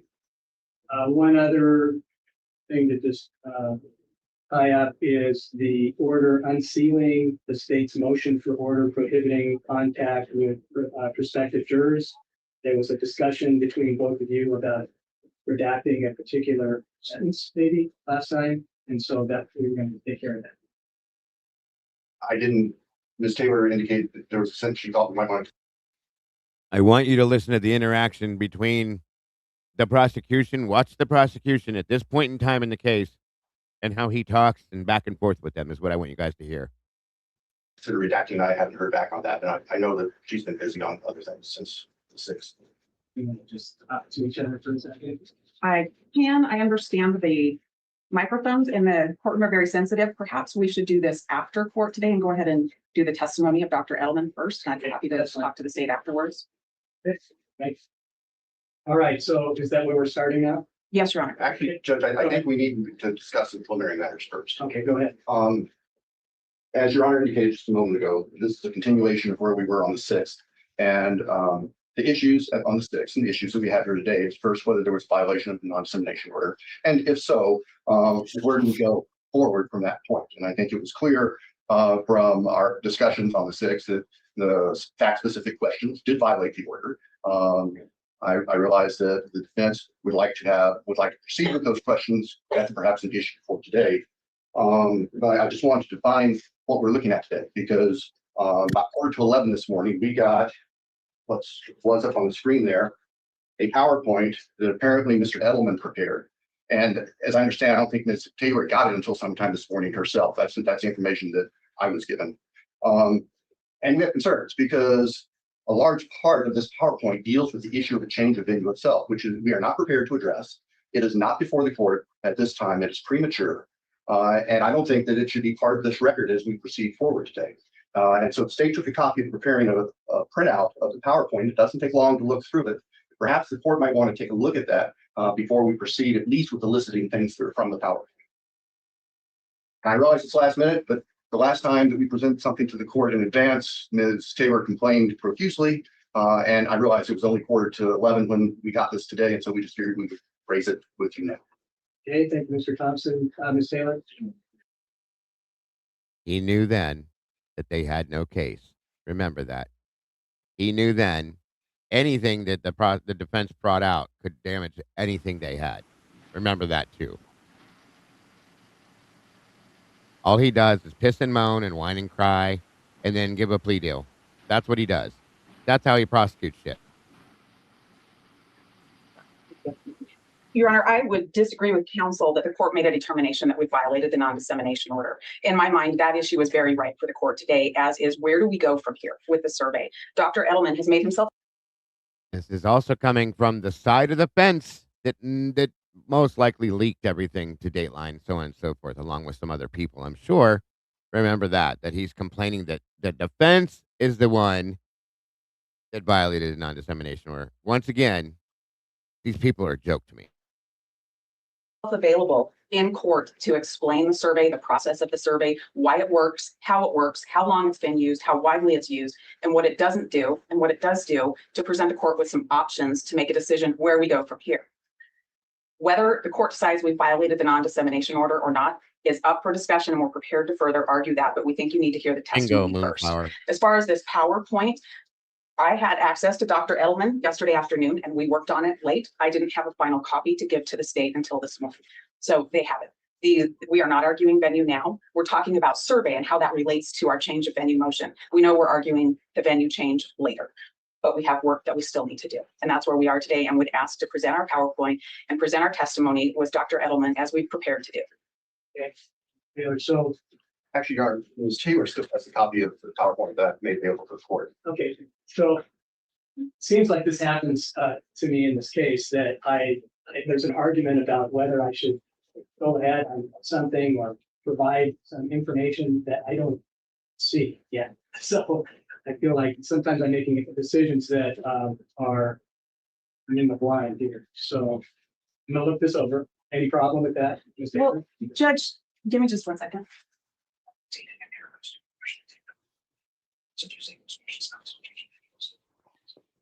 Your Honor, the purpose of the PowerPoint is to inform the court about the questions in the survey and the purpose of them. I can tell the court that showing up every time we want to have a hearing and have to fight to have the actual hearing is something I haven't experienced before either. There is nothing in that PowerPoint that the court can't hear today when making the decision about where do we go from here and did I violate the non-dissemination order. There's just nothing wrong with the process that we're doing here, and you're continually being asked to say there's something wrong with what we're doing. We're 10 after 4. I have a witness who's traveled here today, and we're ready to go. All right, Your Honor, just to clarify, as we made clear the last time we report, we are not saying Ms. Taylor herself violated the non-dissemination order. We're saying that the people who prepared the survey and disseminated the survey and called citizens of Latah County with those fact-specific loaded questions. All right, get ready. Billy's going to have one of his little temper tantrums. This again proves how they are. He loves throwing his little fits because he's a child in old man's body. Because he knows he doesn't have a case, folks. This is exactly why he does these things, in my opinion. I've always thought this. Because he knows they don't have a case. And anything the defense... Okay? So, this is how he gets away with shit, in my opinion. Violated the non-dissemination order, and they are agents of the defense. So I don't want this to become personal between Ms. Taylor and myself. We are not alleging Ms. Taylor has done anything wrong. We are dealing with reality that this survey was conducted on, as we understand it, 400, I'll say, innocent citizens of Latah County who were force-fed information that they may or may not have had about this case before they were called by the surveyor takers. And they are loaded questions. Some of the questions are factually wrong. They simply aren't true. That's what we're here about. And that's I'll be right back, guys. I got to run the bathroom. I'll let this play. what we're prepared to address, Your Honor. That's why we have a witness here. And if there's violation of the non-dissemination order, it's me. I'm the one that's bound by it. And the court just needs to hear about this process instead of hearing the conclusion that the state wants the court to reach. Number one, I'm past that. I'm not going to violate you. I mean, this was a communication problem with Dr. Edelman not getting the order. One of the things I think that maybe needs to clear up, not for counsel, but maybe the public, is that one of the terms in that, and this is in the ethics, right, is what is the public record? Public record is not traditional media. It's not social media. It's not what anyone might say in public. Okay, that's the problem that we're kind of balancing here, because the public record is case that is available to the public in this case. I mean, I think we can all agree with that. No. You think the public record is whatever the media pumps out? Your Honor, I think it's what's in the public, and what's in the public is derived from the affidavit that supported probable cause to arrest Brian Koberger. That's the first document that the court finds in the whole cases of interest on Idaho State Supreme Court's website. That document has a ton of information in it that relate to the questions in the survey for the case-specific questions. So that document became public record, and that was spread far and wide all over the place and reported and interpreted repeatedly. That's the public record. That's where the questions came from. There's no violation of the non-dissemination order if that's what we're going to talk about today, but I think the court should hear from our witness and understand a little bit more about this survey process. I'm very interested in that. I told you last time that I'm interested in what he has to say about this, but so you're saying that the public record, though, comes out of the case, right? That's public. I'm saying in this case, that's exactly what happened, Judge. I don't want to argue the finer points of what's in the media, but I'm saying in this case, that's exactly what happened. That affidavit's there, and this court knows we have a ton of things that are filed under seal and more things that are not filed under seal. But that affidavit that began this case has been shared far and wide, and media stories have generated. When you understand how Dr. Edelman does his work to determine if a survey even needs to happen, you'll know where the information came from. Okay, so I I'm understanding, okay, the initial probable cause affidavit is part of the public record. And you're saying, well, that got spread, okay, by the media, as you would expect. And that's something that could be concerned. So what I think what Mr. Thompson is talking about, though, is information or questions that were not in the public record. And so what I'm nervous about this is I don't want to continue to spread things out that shouldn't be spread. And so I don't know what's in the slides, but if there's information in the slides that are not in the public record, that really have not been disseminated generally, then I mean, I don't really want to spread it. None of us want to spread it more than necessary. Well, last week in court, that was right inside the courtroom. That all became part of the public record. The 9 questions were stated repeatedly in different formats by Mr. Thompson. That's part of the public record. We've been accused of violating the non-dissemination order. Dr. Edelman's reputation has been impugned by what was stated about him repeatedly. Those questions are fair game. But having this hearing and allowing our expert to talk about this process, that's not the problem. The problem with the media happened a long time ago, and it started with the sharing of the affidavit far and wide. I understand that. I'm pulled in 2 different directions right now because I'm trying to protect your client at the same time. So if we keep talking about this, what is not true, okay? I mean, I guess we can just say, well, it's not true on some of these questions. Maybe that helps to reduce bias. But if we don't make that clear, then it could increase bias. I think. I don't know. Tell me. Maybe I'll hear this from the expert. I'm going to say it like this. Mr. Kohlberger is my client, and his rights are of the utmost importance to me. Him being treated fair, his presumption of innocence, him. Now, this is kind of important, I think, to hear and to see her reaction to Brian, too. Having an impartial jury, those are important things to me, as is his right to counsel. I am not standing up here saying, let me tell you about this survey. Let me finish this survey to hurt him. I'm saying there is pervasive media coverage in this case. It's prejudicial media coverage. We've conducted a survey in Latah County. Also, you may want to look at Bill's face. Look how red he is and pissed off he is.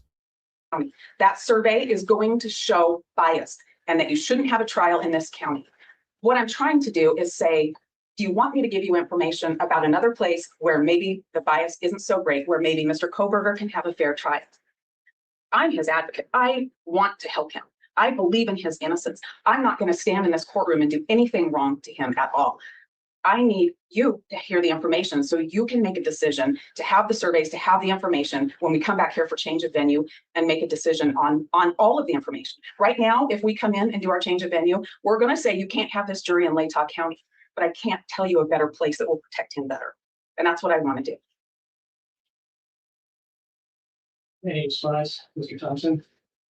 We aren't here to argue about venue today. We aren't here to argue about what this particular survey with the loaded questions, fact-loaded questions, may have produced in Latah County residents. As we mentioned last week, the structure of those questions assumes that every person that is called has heard all of the media in this case, and we know that that just simply isn't true. So for those citizens in this county who have not heard all of the rumors, who have not been following the media, who haven't inspected the court record, who are essentially ignorant of facts in this case, well, that's just been jaundiced by the questions that were asked. They have now been force-fed facts, some of which are not true, some of which would not be offered in court, and in fact, probably wouldn't legally be admissible in court, to somebody who may never have heard them before. That's the state's concern about the way this thing is put together. And the arguments from the defense seem to be completely ignoring that point.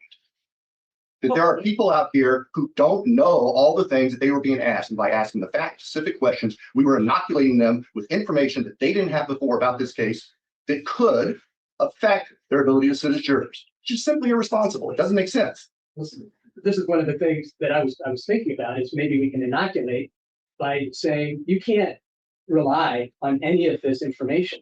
It's not established by evidence. It's not been provided in court. but to just send a message out to be clear that these questions have nothing to do with guilt or innocence or even truth. But that's not what was done, Judge. I know. We have to fix this in some way. Yes, sir. That's what you said last time. And so I just want to help the public understand that this is not the trial. Your Honor, Yes. at this rate, we may never get to trial. We know this isn't the trial. We brought Dr. Edelman to talk about the process, which will answer the state's concerns about this process. He hasn't even had a chance to tell you how this is constructed. He's the one that's the And you see what Bill's doing here, guys. If you can't see it, come on. They have an expert. The defense has an expert here that they're trying to get to explain this. And this is how I see it. I'll say it at least, okay? The prosecution does not want Dr. Edelman to speak, okay?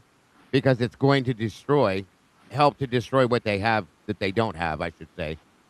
Again, they didn't want any of their defense experts to speak on anything. They went and threatened Gabriela Vargas. All this other shit has happened with all these other experts. Here's another version of it again, is what I'm showing you. Everything he can do to shut this down, he's trying to shut it down left and right. They don't want Edelman to speak on this. Just pointing that out to you guys is what the whole point with this is. doctor of this kind of work. He's the one that's the professional. He's the one that knows how to do this. He's the one that spent his career understanding surveys and how to construct these. You need to hear from him. Going back and forth between what Bill thinks and what I think doesn't matter. What matters is you hearing from the expert to make a decision. He's here. He's ready to testify. We're 20 minutes into this hearing, and he hasn't been allowed to take the stand yet. He came to inform the court about this process. Well, there's no question I'm going to let him testify. I just wondered about what's in this. I haven't even looked at this, but it's you're comfortable having this come out into the public? Yes. After last. Bingo, Angie. He didn't want it on public record. Thank you. 100%. Last week's hearing, absolutely. Okay, and you looked at it, Mr. Thompson? We have concerns, Judge. Is it alarming? Well, part of what's in there is a part of the survey study being published now, if this comes to the public, without any comparison to anything else. And it's the product of these loaded questions. It takes us back to the fundamental issue of how this survey was conducted and the assumption that the people who were being called already knew all this stuff. And so it didn't hurt to specifically ask them, have you heard about such and such and such, the specific item? Well, if they hadn't heard about it before, they sure as heck have heard about it now.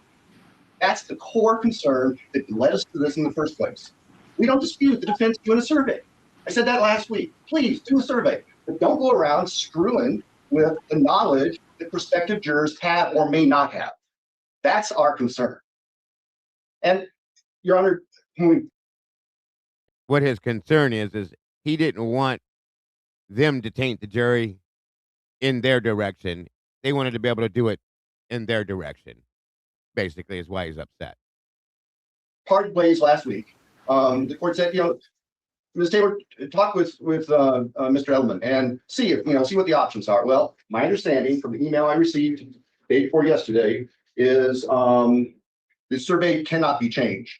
That was from Ms. Taylor reporting what Dr. Edelman said. I interpret that as they don't want to change it. Anything can be done, but that's where we're left. I would have been happy to engage in discussion with defense about maybe some middle ground, but the line has been drawn black and white. I am concerned about the specific things that relate to venue, partial survey results that are in this PowerPoint. I believe it is premature for them to come out now. The rest of it is fine. Let's bring it out so that you have whatever information you want. You can give it the weight that you decide. I just didn't want to let this willy-nilly come into the public record in a half-baked fashion. I have lots of concerns. We're not left with this because I have to make a decision about several things. Yes, sir. And so in order for me to have the most informed decision, I need the information. So we're just going to go ahead. All right. Thank you. And you can show your slides, and if something is concerning, we can talk about it along with it. All right. So, are you ready to call your witness? I think you are. I am. I'm ready to call Dr. Brian Edelman. Okay, Dr. Edelman, if you could please come forward, face the clerk, raise your right hand. There you go. You solemnly swear that the testimony you give in this case shall be the truth, the whole truth, and nothing but the truth under penalty of perjury. I do. All right. Thank you, sir. If you could please take your seat there. And then once you're comfortable, please state your name and spell your last. It's when you work as a consultant, can you tell me how you start in that role as an expert? Okay. So we don't need to watch that. We've all heard that back in the day. I just wanted you to see that interaction and how he, anytime, and what a real judge was, in my opinion, as well. Anytime the defense was going to get a leg up on something, this is what this guy does every damn time. And this is exactly why I think Brian's sitting in prison right now. He would throw his fits to ensure that he got his way, to make sure that nothing would affect what he was doing. And I understand how court works and all that other shit, guys. Come on. But we also do know the way the prosecution was on this, in my opinion. I'm just telling you. There's no reason to not The let judge seems this happen. fair. Hold I on, mean, Leah. Leah, oh, can you hold on? I'm sorry. Yeah, Sweet Pea. I know you're on a delay. Go ahead, Sweet Pea. It's not your fault, Leah. Go ahead, Sweet Pea. Okay, Leah. I just wanted to say, oh crap, now I lost my train of thought. Go ahead, Leah. Crap. Oh, and she's gone. I don't think she can hear right. That's why she thinks she keeps doing that.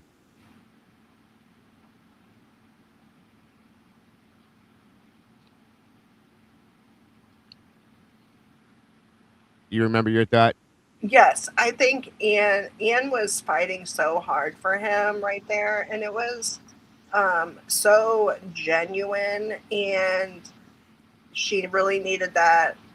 You know, something had to have happened. I know her mom died, and maybe that is it. I don't know at how this started, how she was able to crack. Like, at what point does it turn to this? You know, Right. because it was great. I mean, and then that tantrum that Bill did, that exactly like you said, every single time.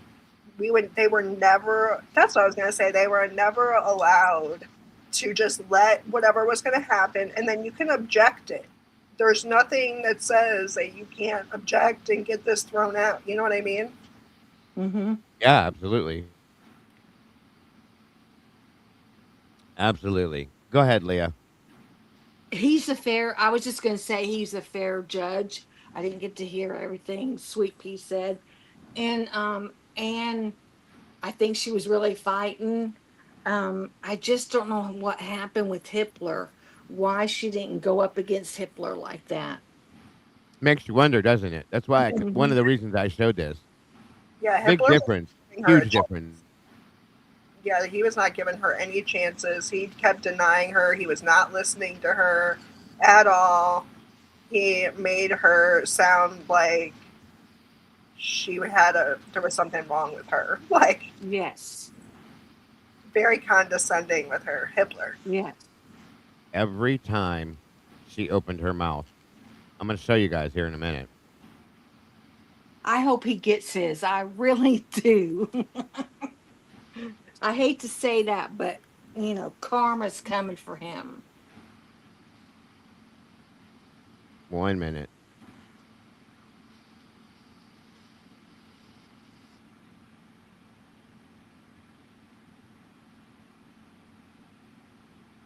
Trying to get to the... That's 100% what it looks like at this point. That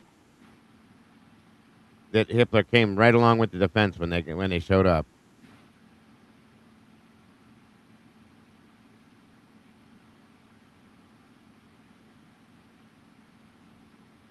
Let's go to this one.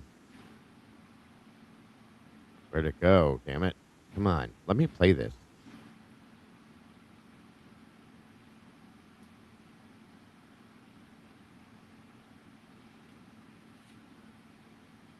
And yeah, it was because of him that she wasn't going to get Brian was not going to get a fair trial.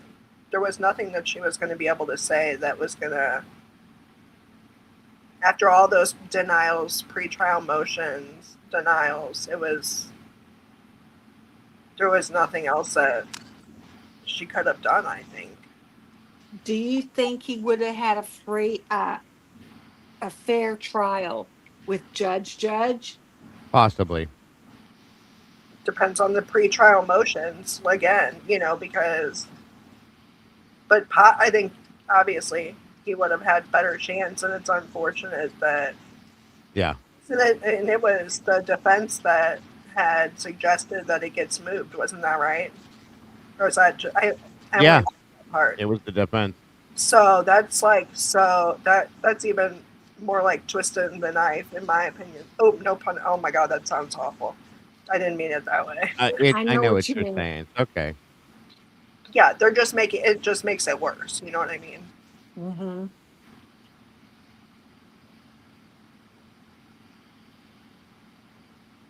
But he would have given her an opportunity to at least plead her case. At least Judge allows her to talk. I mean, we didn't even get to hear anything hardly from Anne once Hitler took over. Mm-hmm. And we have it all on video how he acted. Absolutely. 1 minute here. I'm getting to it. Oh my God. Hold on a sec. But Judge had to have seen that. I mean, I don't know how much did they know at that time that to see that the PCA was complete lies. I mean, at that point, somebody needed to nip that. Well, when they were arguing, Judge said, he felt like he was being torn between the two, like they, you know what I mean? Yeah. Well, he seemed honest and fair. He needed to make a decision, is what he needed to do instead of. Oh yeah, Judge always put the decisions off. Yeah, and This is from November 7th to 24. All right, now watch this and look at the difference. Okay, that's a big portion here, and a big issue with this whole thing. It's more recent information. It's after Idaho's history of having firing squad and then removing it in light of today's decision. And then in 2023, instituting it again. But this information about consciousness and suffering happens in that window between 2009 and 2023. I think the court should consider that and have that information. We also need to make a record in the event that there was ever a conviction in this case. Thank you. Any rebuttal? Very briefly, Your Honor.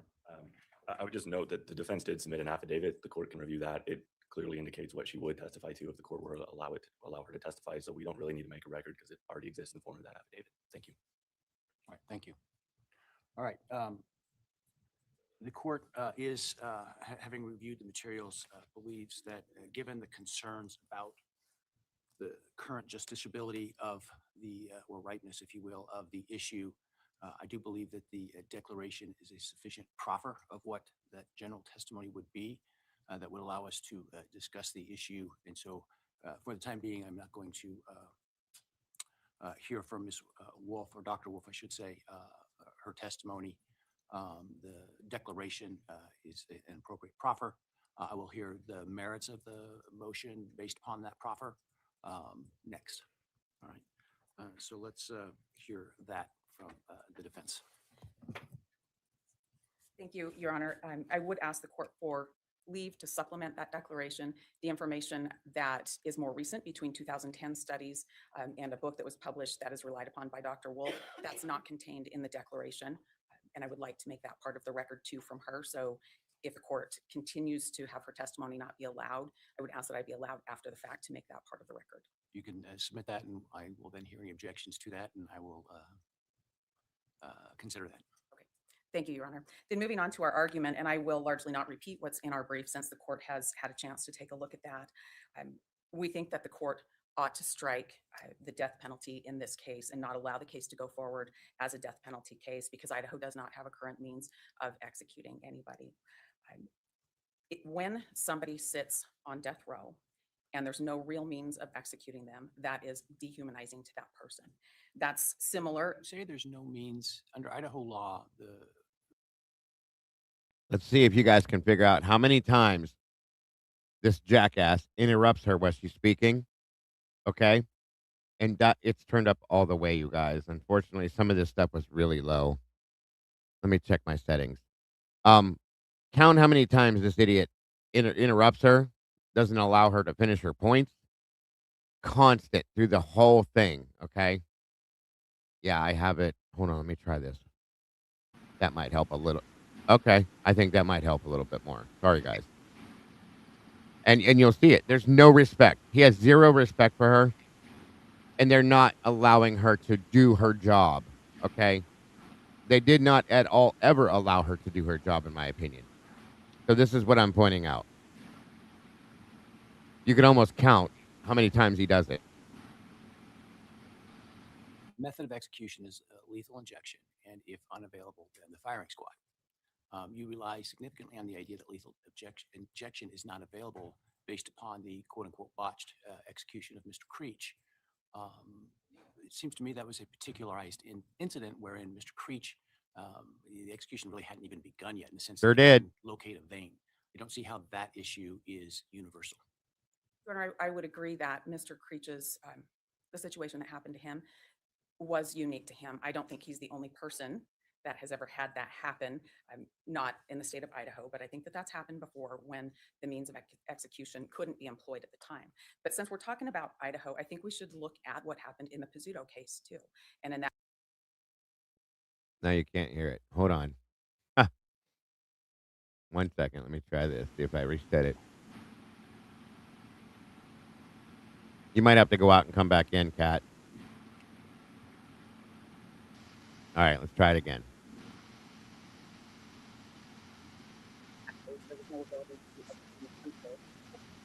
And so his execution, his death warrant expired without him being executed. After that happened, Idaho passed legislation that would allow the Department of Corrections to obtain the chemicals to kill somebody in secrecy. After that happened, there's still a lot of difficulty getting the chemicals because pharmaceutical companies don't like to have their. They have obtained them twice now, since then. They've obtained them twice for Creech, yes. Now, something has changed in the death chamber for how they will try to execute Creech. I don't know what that is. That's probably one of those things that we'll learn a little bit more about through Creech's. I think that they're going to utilize a central venous catheter. There's 3 times in one sentence. In other words, accessing a central vein rather than a peripheral vein. My understanding that there's federal law approving that procedure, as well as a recent decision by the district court approving that procedure. I think that's the difference. And I think, looking forward, we just don't have those answers yet. We don't know how that's going to unfold. I don't believe his execution is moving forward as is scheduled. And if we look at the immediate history in Idaho, and that's what I'm looking at when I'm standing before you representing Mr. Koberger and saying to you that Idaho doesn't have a real means of executing someone. The firing squad ended up on the books because of the difficulty obtaining the drugs to kill somebody. That's why the firing squad came back. The history of the firing squad, which is really well written by Mr. Logston in our briefing, is that it sat on Idaho's books for years. And in 2009, it came off in light of the Bayes decision.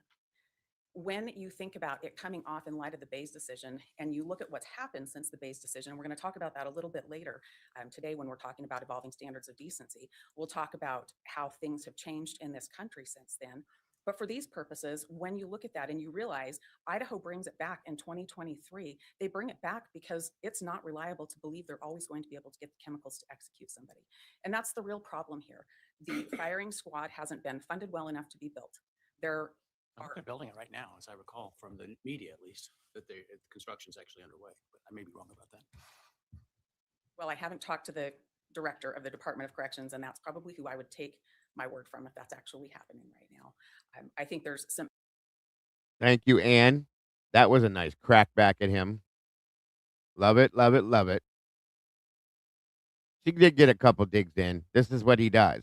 He doesn't want to allow her to finish her thought ever. Ever. And he's 100% doing their job for them. It's disgusting. This is why Brian's sitting in prison. Additional problems with the firing squad, though.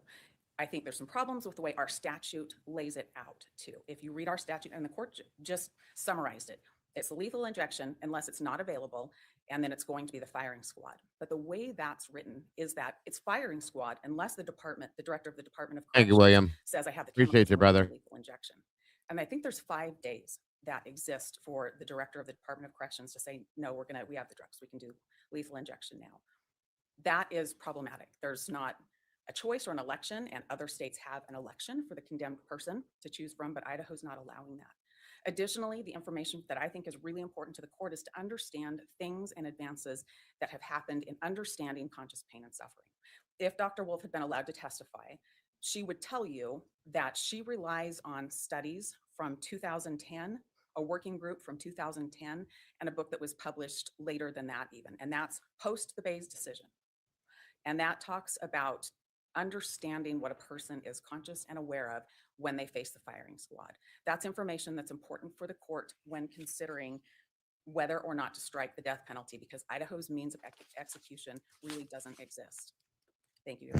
Can I ask you, even if your motion were right, and even accepting it, Do you hear how he's downplaying what she said?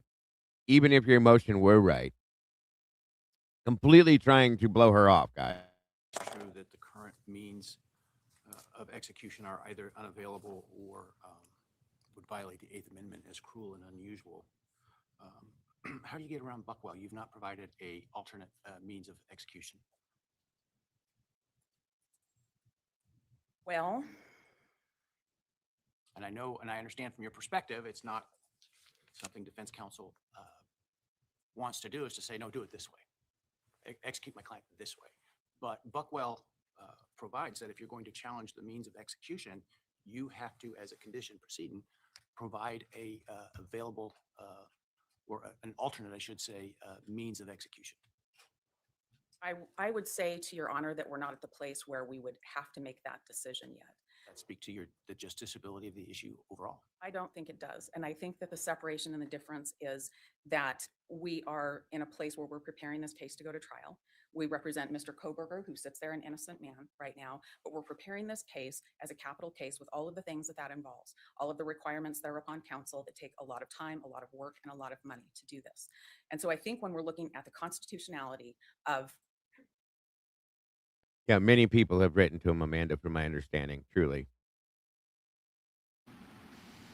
the execution, I think that's different than if there was a conviction and if there was a death sentence and if the post-conviction proceeding and the appeals were unsuccessful for Mr. Koberger. Doesn't that speak to your motion in the sense that you're saying take the death penalty off the table, don't let the state put on that evidence because the current methods, in your view, are either unavailable or unconstitutional. But the reality is if he is convicted, we know it's going to be a decade plus before that sentence would be carried out. And who knows what the methods may be then. And, I think that's part of why you're saying you shouldn't have to comply with Buckwell. But it seems to me that that same rationale then applies to why I should even consider this motion. Why wouldn't we wait until that time frame to see what the current methods are? Who knows what technologically is going to be available at that time? Definitely hear what the court's saying. I would come back to saying that I we're don't, not in the Moon. place where he's challenging the methods that's about to be employed. We are decades away from that, if that were to even happen. But what I'm saying is, I don't believe that our Constitution allows for us to move forward and make him sit on death row for years and years and years when the way Idaho's doing it right now isn't really working. It's not a realistic option. I think to have him sit on death row and say, Idaho's going to figure out how to kill you at some point in the future in a way that. She's right, because it's considered cruel and unusual punishment. It's not something that is allowed by law. They're not supposed to, at least. And he's completely blowing past that thought. He doesn't care. He doesn't want to hear it. He doesn't care about anything the defense is portraying to him. He never has. That's why we're looking at this today, going back to this. And look why we looked at the difference between him and Judge Double J, okay? It proves. It absolutely proves. In my honest and absolute opinion, that this man right here was working for the state, folks. Period, point blank. It was the plan the whole time. Brian was always going to be the guy. He was always going to be guilty. and they were all together in this. And you can tell me anything you want to tell me. You can tell me I'm crazy. You can tell me I'm wrong. I believe what I believe because I see it from my own eyes. Go ahead, Sweet Pea. I agree. And now we know that Payne also worked for them. So we have big powerhouses here at play, people. And so Hitler wanted him to sit in jail for like 10 years until they figure out a way to kill him. He doesn't care. It doesn't matter to him. That's the problem. That's why he should not be sitting up there wearing that robe. And by the way, with what you just said, Sweet Pea, I caught during a hearing. I caught it. I was watching the hearing. We were sitting here watching the hearing. So I was looking at everything because it was a long hearing. Ashley was sitting where she's sitting right now, Ashley Jennings. Brett Payne was sitting 3 rows back. I watched Ashley pick up her phone and do something with it and put it down. Simultaneously, I watched Brett Payne pick up his phone and do something with it. He puts his down. She picked hers back up. They were communicating back and forth with each other during a hearing. Now, you tell me that there's no bias here, that they're not working together. I'm telling you, you're full of shit. And I don't care. People can call me crazy if they want. I watched it go on. There's no way that's a coincidence that those two were both holding their phones, setting them down and picking them back up each time like they were texting each other. Come on now. You're not crazy. I don't know that they're hooking up. I think they were talking about certain things within the case.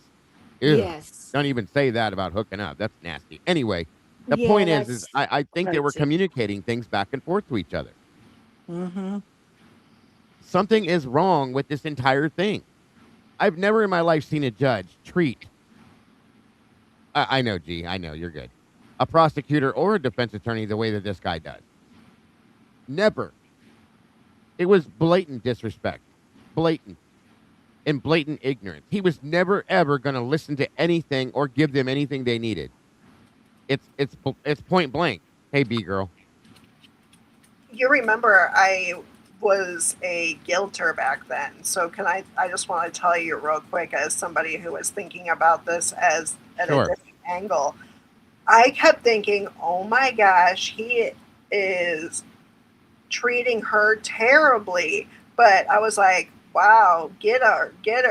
You know what I mean? But now seeing this, Yeah. you see it in a different way, and I can also see it in a bias, like an unbiased way, like with open eyes. Like before, I was just seeing like, oh, look at her, she doesn't know what she's talking about. See the judge, he's saying Right. that she doesn't know what she's talking about. He keeps interrupting her because she's, obviously incompetent or whatever. You just tell yourself these things as a guilter, and then now that I see it like this, it's just it's definitely really sad to see that it's not how it used to be, and there was definitely an injustice happening behind the scenes right now, right as we're watching this. You are, yes, ma'am. It's absolutely mind-blowing. I fully agree with you. And I agree too. you don't remember when we watched it. I'm only going back to this because there's some people that didn't see all this. But again, to refresh our minds as to how bad it really was, okay? How truly, honestly, like, corrupted it is to watch him do what he's doing, knowing and how bad she's struggling. She was really fighting for Brian then, too. We saw that, okay? And in turn, he's absolutely he should be sitting down there with them. Honestly, take your place where you belong. You know what I mean? Oh yeah, he should It's have been sickening. taking the table. Yeah, definitely sure. And what I like exactly what Rach said, as that's how the jury would have seen it too. They always look at the judge for Yes. evidence, and that's exactly how I saw it. If I was sitting there, I mean, I'm sitting there, and And that would have biased the jury as well, and that would have tainted the jury. And anything that he would have said or done, the jury would have followed it, like you just said. It'd have been done. It was done. It was done. Well, we were taught to believe the judges and trust the judges as we were growing up. You know what I mean? We Yeah. trusted that authority. Exactly. And like I said, it's interesting to see how many people were what we call guilters that are now sitting in here with us. Okay. There's quite a few people. There's quite a few people that didn't see everything for what it was. And they're not bad people. It doesn't make them wrong. It doesn't make them bad. It's what happens. They have no choice in it because they want to believe in our justice system. They want to believe, and I see you, Amanda. It's okay. They want to believe in what we're supposed to be able to believe in, you guys. You know how bad I want to believe in him and all of the way the government works. In so many ways, I want to truly, honestly, I want to believe and follow. And I tried to make Brian guilty in my mind. You can't do it. You can't do it, especially when you see blatant shit like this. Okay, this is exactly why I'm pointing this out to you today. Back to the basics, folks. Look at it. Look at it right here. It's as basic as it gets. This is why this man is sitting in prison without a doubt, in my opinion. Just one little reason. This is why I always say he was never going to get a fair trial. He was never going to get a fair trial over and over again. That's why he pled. They could have moved him to anywhere they wanted to in the state of Idaho, and it was not going to happen. I almost feel, and here's another thing. John Judge could have followed this case to Ada County. Understand that, folks. Yes. A lot of you might not know that. He could have came right along with it, okay? And he chose not to. And here we have fucking Sweet Pea here. Not you. I said the wrong name. I was looking at your name and I was thinking of something else I was going to call him. But anyway, this guy here, the judge, he's supposed to be the judge. He's supposed to be here to make sure his job as a judge is to ensure that the defendant gets a fair trial. That is his job. Does it look to you guys like he's doing anything remotely close to that at all? Nope. No, not at all. Not even remotely, guys. He doesn't let her do anything. He shuts her down. He talks about the Constitution. He talks about the Constitution, but he's breaking it, in my opinion. Absolutely. He ignores her. If you notice, when he interrupted her 4 times within a 5-minute period of time, okay? And then when he finally let her go to finish talking, he picks up his books and starts ignoring her. That's what I was saying. He's shuffling his papers, like distracting her, making her look ridiculous. And that's what made me actually think about the guilter, that I used to think that. I'm thinking, man, he thinks she's so stupid that he's just messing around with his papers on his desk. 1,000,000%. 1,000,000%. Seriously at all. So how am I supposed to take her seriously? And that's how I felt. Right. And that's exactly that's the whole point behind it. When they did the continuance hearing and the alternate suspects hearing, I'm going to review the transcript for that one for you guys here down the road too. And it shows blatant disrespect. He has no respect for who she is in her position as a person, let alone as a defense attorney. None. Because he knew from the moment that he sat his lanky, skinny, little bony ass down on that bench, okay? He knew exactly what he was going to say the whole time. The whole time. And this is my opinion, but I can almost stand by it, folks, and prove it as we watch this right here. It is disgusting to me. It makes me sick. And I'm 100% behind you, Summer. I'm petrified of the... I don't even call it the justice system anymore like Kim. I call it the legal system. Yep. We're going to see a lot of cases like this now. There's been plenty of them. And that's what they do. People watch this happen, and they just follow suit. They're taking every bit of our rights away as people of the United States, folks, by doing shit like this, okay? Mm-hmm. Anyway, I'm going to shut up now, but I'm going to let you see a little bit more. Okay. It's cruel and unusual and in violation of his rights. I just don't think that the constitutional protections allow that to happen. I think that... So you're saying the anxiety of not knowing is the constitutional violation? I say that, and I believe... And that right there tells you he doesn't give 2 fucks. 2 fucks, because that's exactly what she's saying. The constitutional violation is the fact of it causes the person, it's cruel and unusual punishment. They're sitting there wondering, how and when am I going to die? Do you really think that that's okay as a judge? And he's making it sound like, are you serious? Like, you're saying that's what the violation is? It absolutely is, you fuck. I mean, this dude makes me sick to my stomach, even looking at him. I mean, this is going to influence Brian and the decision he makes. He knows that they're building this firing squad for him. But take that into account, you guys. Brian's sitting here listening to everything they're doing and saying, okay? And he's probably sitting here, and he's not dumb. So he's probably sitting here saying, oh my God. Oh my God, really? They're not letting her talk. They don't respect her. They're gonna kill me. That's probably what he's thinking. So if you're gonna ask yourself, why was there a plea taken? This is a good point to look at right here, okay? Pooh Bear, welcome, Pooh Bear. Love your kitty. You just answered the question. Why did Ann let him take a plea? Because Hitler would have thank you. Thank you. You're seeing exactly what I'm trying to show you. There's multiple reasons. You are seeing exactly what I'm showing you guys. It makes me nuts, you guys. I get so pissed off at people because of this. And that's why, and I'm not saying I'm mad at people that say, well, he's guilty because he said he was guilty. I do get upset with that, okay? But I understand why they say it. The point is remember this, okay? Remember this right here. Because this is why. Exactly why. I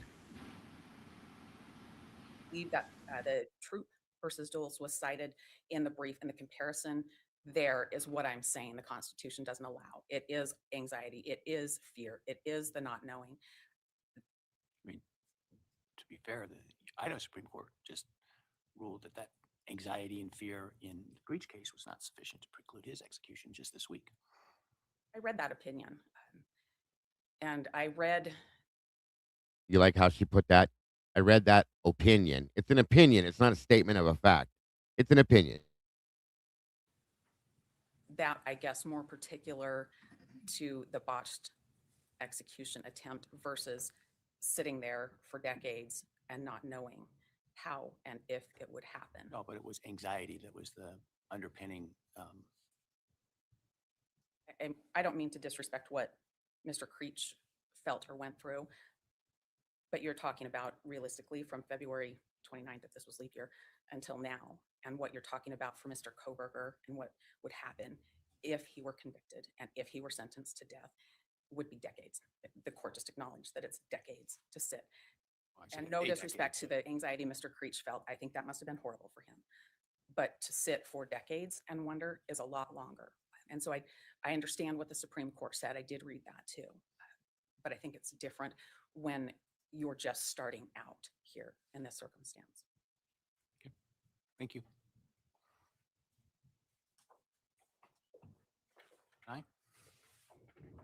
And here we go. Your Honor, I'll try and keep this brief. I don't want to repeat much what's in my brief, and I think a lot has already been discussed today, but I want to start by pointing out, one of the things that Ms. Taylor just said was, looking forward, we don't have the answers to that yet. Well, that's the whole point, is this just isn't right. We don't know what's going to be available decades from now, and it probably will be decades, plural. If you look at, Idaho's track record, Mr. Creech, Mr. Pizzuto, they were convicted back in the 80s. Take as true, for the purposes of my question, that the state doesn't have a method. Should defendants be tried for and potentially sentenced to death when the state has no method of execution currently? Yes, Your Honor, I don't see a problem with that, because deciding the method of execution is not deciding the sentence. The sentence is death. The method of execution is just how that's brought about. And so even the United States Supreme Court has recognized that someone who was convicted and sentenced to death, in that case, I believe it was hanging, and then after he was sentenced to death, the state passed a law, made it electrocution, and the U.S. Supreme Court said there's no ex post facto problem with that because you're not changing the penalty. The penalty is death. And so even if you assume that Idaho cannot do lethal injection, and even if you assume that the firing squad is unconstitutional, that's not to say that decades from now, there is not going to be a method by which the state can put him to death. And then, of course, I was accepting the hypothetical as proposed, but we would strongly push back on this idea that Idaho doesn't have a method of execution. There was a scheduled execution to take place on November 13th, just days from now, that was only stopped because the federal district court entered a stay so that it had time to consider some additional claims. But in that case, Director T-Walt put in an affidavit that said, we have the chemicals, we can do this. We've modified the procedure to address the individualized problem that came up with Mr. Creech before, and so we can execute Mr. Creech. So there really is just no evidence whatsoever to suggest that Idaho can't do this, and certainly not that it can't do this decades from now. Okay, they can get the chemicals now. What if it takes 25 years? The guy that killed my friend has been on death row for 40 years, folks. Okay? What if it takes 25 years for them to be able to execute and they don't even create those chemicals anymore? What if they don't even make them anymore? Then what are you going to do? And they want to do the firing squad. I think that's what they really want to do.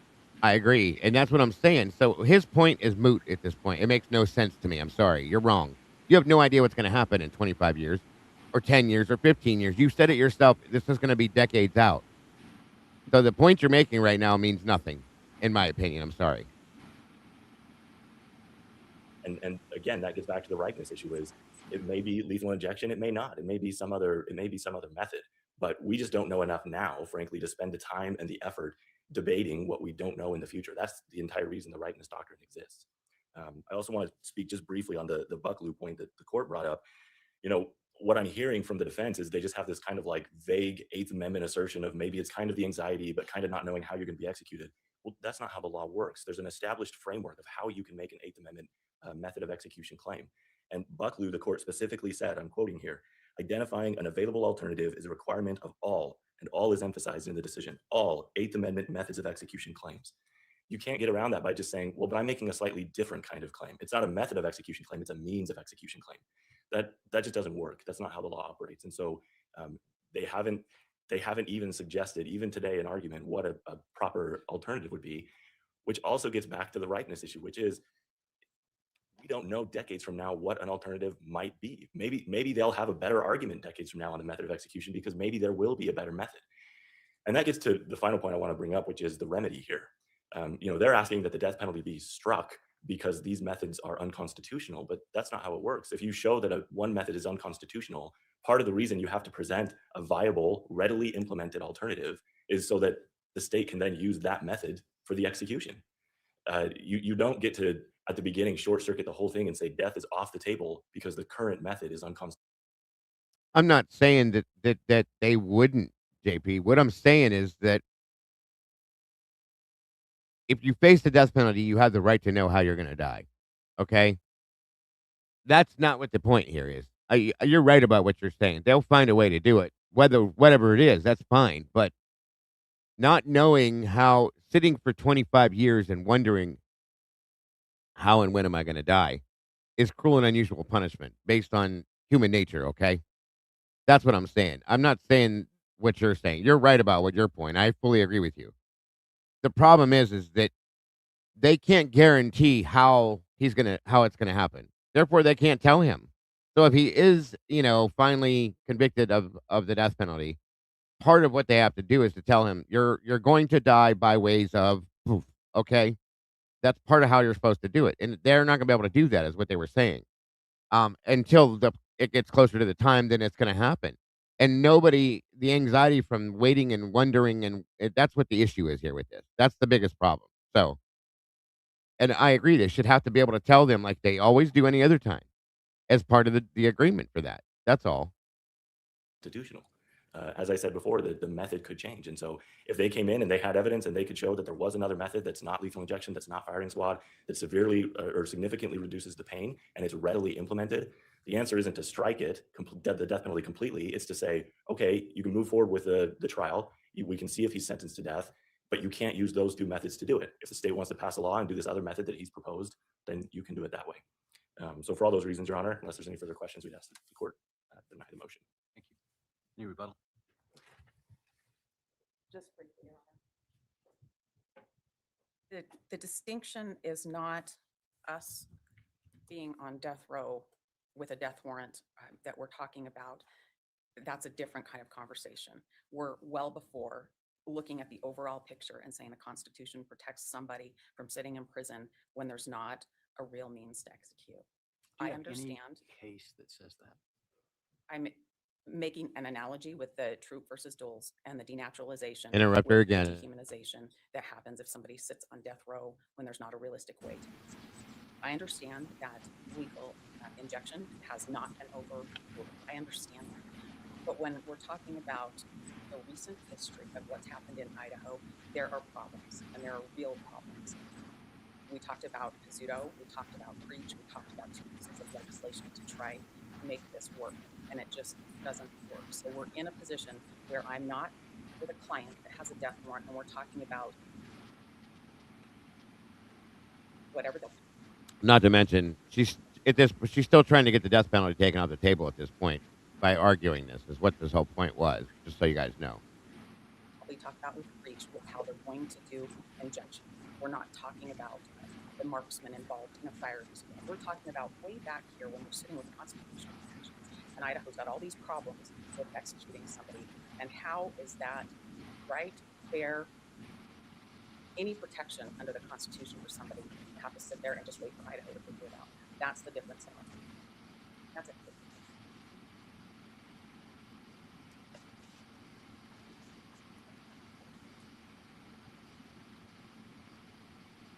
All right, the court will take that issue under advisement with the opinion with respect to its ruling.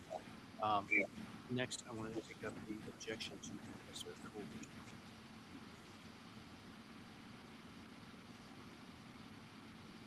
Okay, so there it is. Proof positive as to how he was treating the defense, the way he was as compared to John Judge.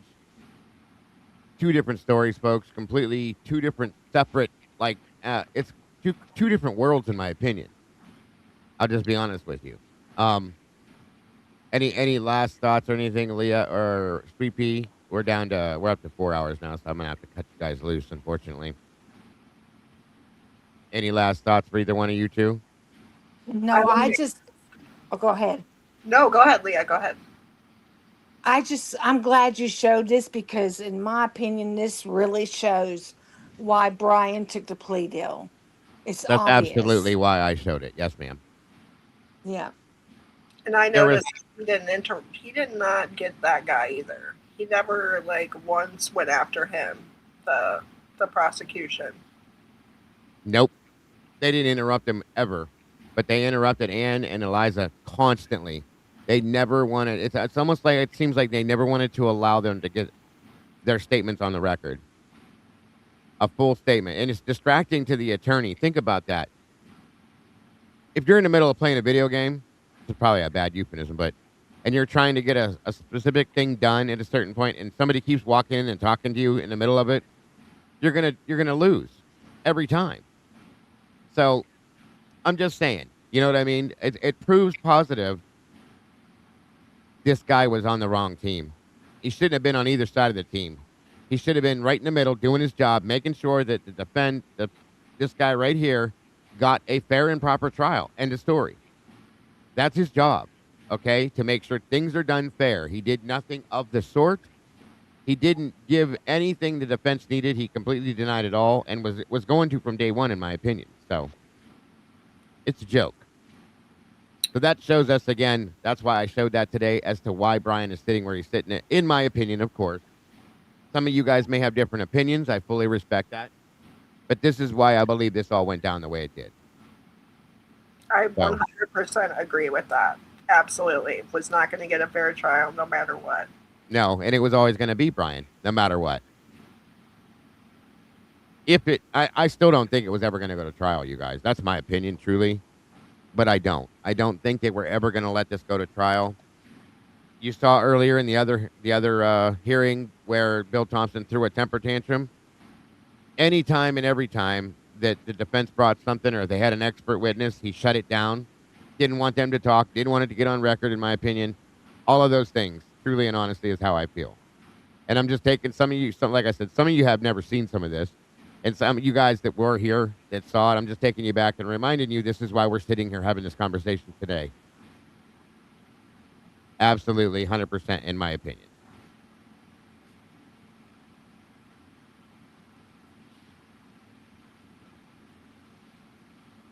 Thank you, Dago. Yes, thank you so much, as usual.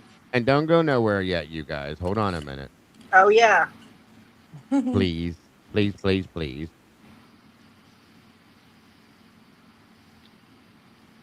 Where's the drum roll when you need it?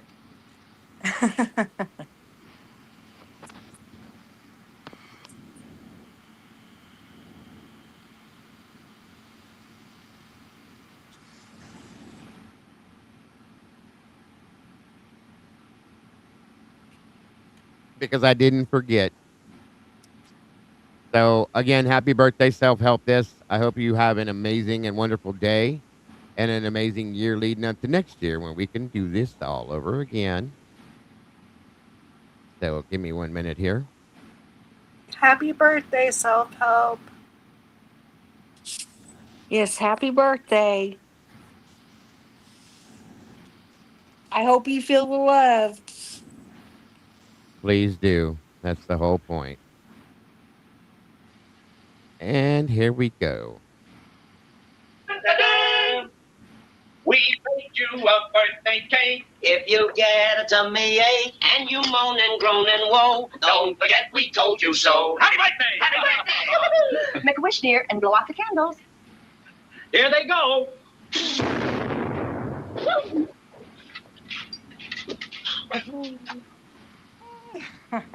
That was great. I love that. Just 1 minute, please.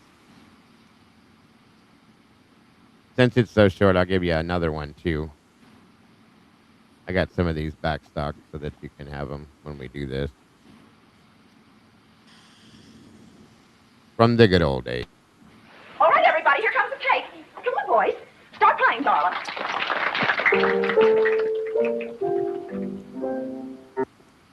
Like I said, everybody always gets their own cake, so here you go. Why am I excited? Why does my heart feel so glad? Everyone's invited for the best time ever had. It's somebody's birthday today. It's somebody's birthday today. The candles are lighted on somebody's cake, and we're all invited for somebody's sake. An old-fashioned table is set for a day that we'll never forget. Happy birthday to you, and many more too, because it's your birthday.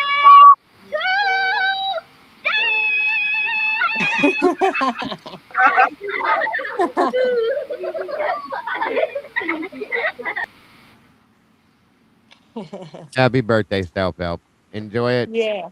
You deserve it. Have a wonderful, wonderful day and an amazing year, and we'll do it again next year, dear. We appreciate you very much. Everybody else, don't forget to love yourselves and love each other. Please don't change a thing, because that's truly what I love about you all. You are the beautiful people, and I will see you all very soon. Bye-bye, guys. Okay, bye-bye.